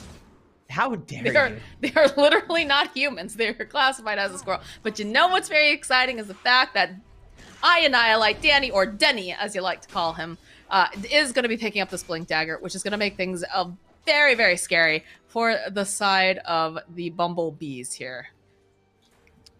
It's cool that he's building in somewhat of an off-lane DK style. He's just got all of these tanky items, rushing the Blink Dagger, rushing into the BKB, and he's allowing Monkeys 5-Ever to go for more of a mid-lane build. And I think with how Monkeys is snowballing and how strong Leshrac looks in this game in terms of the burst damage versus these Bumblebees heroes, letting Monkeys be more of the scaling hero does make a lot of sense. I think it's something very strong. Look at the positioning of Mr. King Awa here. Sitting on the low ground, doesn't realize. All right, there's the reveal of the blink, the follow-up. All right, immediately, though, they throw out the false promise. King Ao jumping over into the high ground. He's going to try to protect over on the side, but they end up losing Mu almost immediately. So they go, and they'll use that Exorcism. I Annihilate, trying to do as much damage as he can. He has to be careful, though. The amount of damage coming out from this Death Prophet is actually a huge problem. They manages to sidestep the Sharpshooter. They already lose Mr. King Ao. He's separated from the side, but now Eternal Envy's going to hop a ride over here into Ryoya. The call down will come out. Slow them down just a little bit as they're trying to find the angle to re-engage. 5 up, not quite finding this Death Prophet. It's a beautiful bushwhack coming out from Z-Freak here. Envy popping back out. Ryoya should be safe at this point. Should be able to teleport out, but they managed to get the courier. Eternal Envy with the Rage TP is going to be absolutely fine as Z-Freak is forced to scurry away and the tree line. So I know I said earlier that you don't really need to deal with Boris because Monkeys and I Annihilate are snowballing, and so you need to deal with them first, but he has been getting enough space at this point that he's a big juicy boy now. He is top of net worth. He's got his full Aghanim Scepter. There's a dead 5 up. Continue. A little bit of a freebie. You definitely take those if you're Bumblebees, especially when you're just pairing the supports together. I think you're pretty happy getting any random kill. It's not like there was any commitment for that, really. But yeah, Boris is becoming a problem. It's looking like another one of these Boris games where he's getting way too much space, and once again, he's on a hero that can 1v5 on Gyrocopter. Satanic, Rapier, Butterfly, perfect Sanjin Yasha builder. You do not give this guy free farm on a hero that can 1v5 with it. That is, we have seen what happens if you allow that to occur. I wonder what the team's mentality is during things like this. Is it just like, Boris is like, don't worry guys, don't worry, I'll carry, it's not a problem. But as you say that, Boris gets jumped here in the middle lane, so he is just immediately evaporated. As some of the teleports are coming out, they want to protect this tower. You see 5 ups, he's waiting, does have the Blink Dagger, does have the Rolling Thunder if they want to try to engage, but the Bumblebees are backing off now. The mid lane is the biggest debate in Dota.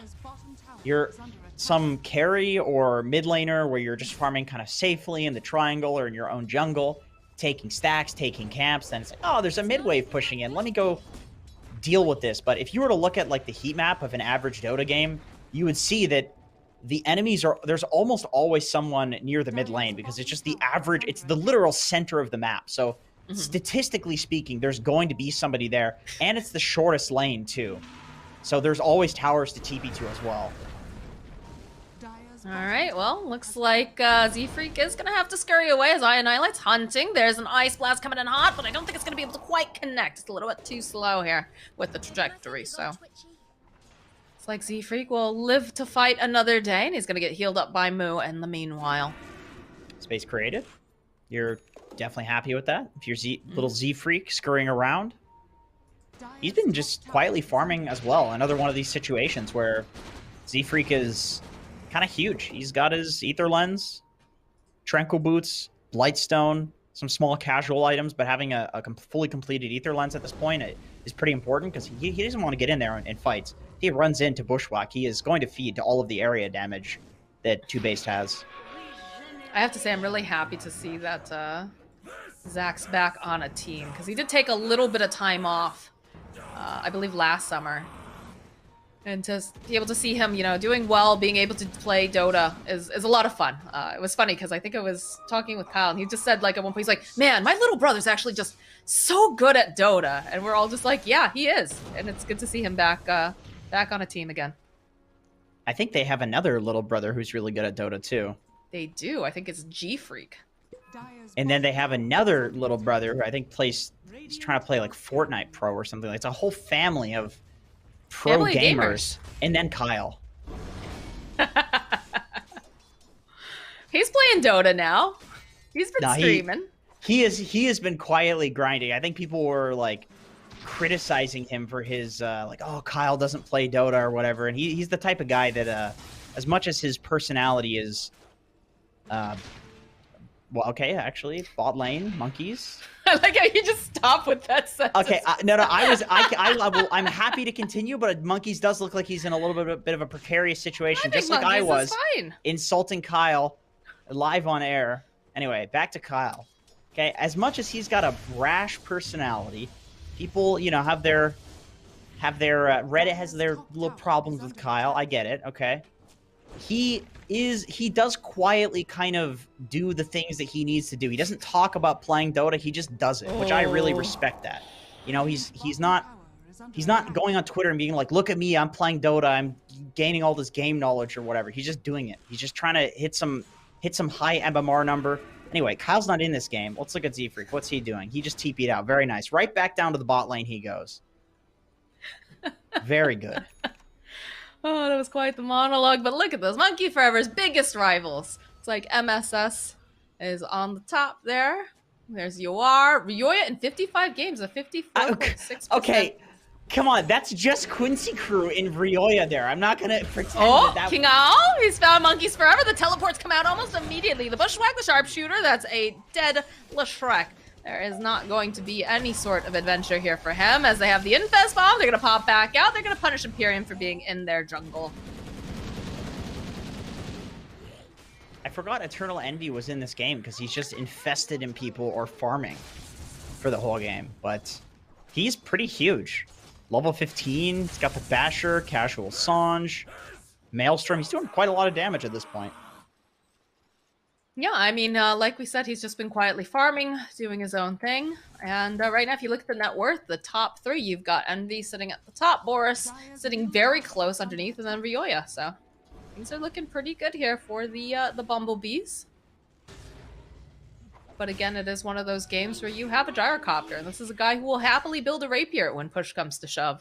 So we're gonna have to see, you know, what the Bumblebees can do, as they are smoked up and they're on the hunt. Going towards that triangle area, they've got Mr. Pingal. He's leading the charge. He has that Blink Dagger and the Arena, and he's gonna spot Boris. The rest of the team is close nearby. Boris, though, he needs some help. The Bushwhack, they should be able to take down the gyrocopter very easily as Ryoya popped the Exorcism. Now they'll probably put their attention towards this mid tower that Two-Base has been trying very hard to keep alive. A couple acorn shots here coming out from Z-Freak. The tower goes down. And yeah, that's a very nice move coming out from the side of the Bumblebees. Invading the triangle, getting a kill on the core, and then even getting a tower to boot. And I think with Boris being dead for 23 seconds, yeah, okay, Bumblebees, they're doing this strat of you just take one spawn of the enemy triangle and then you leave. And now when Boris respawns, he's got nothing to farm because they're going to retreat to the areas that the farm is left in, but that's, you know, on their side. Boris is obviously not going to be able to go over there. So this is just where you get the net worth lead from getting those kills. Like, the kills obviously give you a bit of net worth, but it's all about the camps that you steal afterwards that really give you the big advantages, as well as the towers, of course. And I like this. Moo has just completed himself a Blink Dagger, which means that his positioning is going to be so much better in terms of being able to get his spells off and being able to keep his cores alive.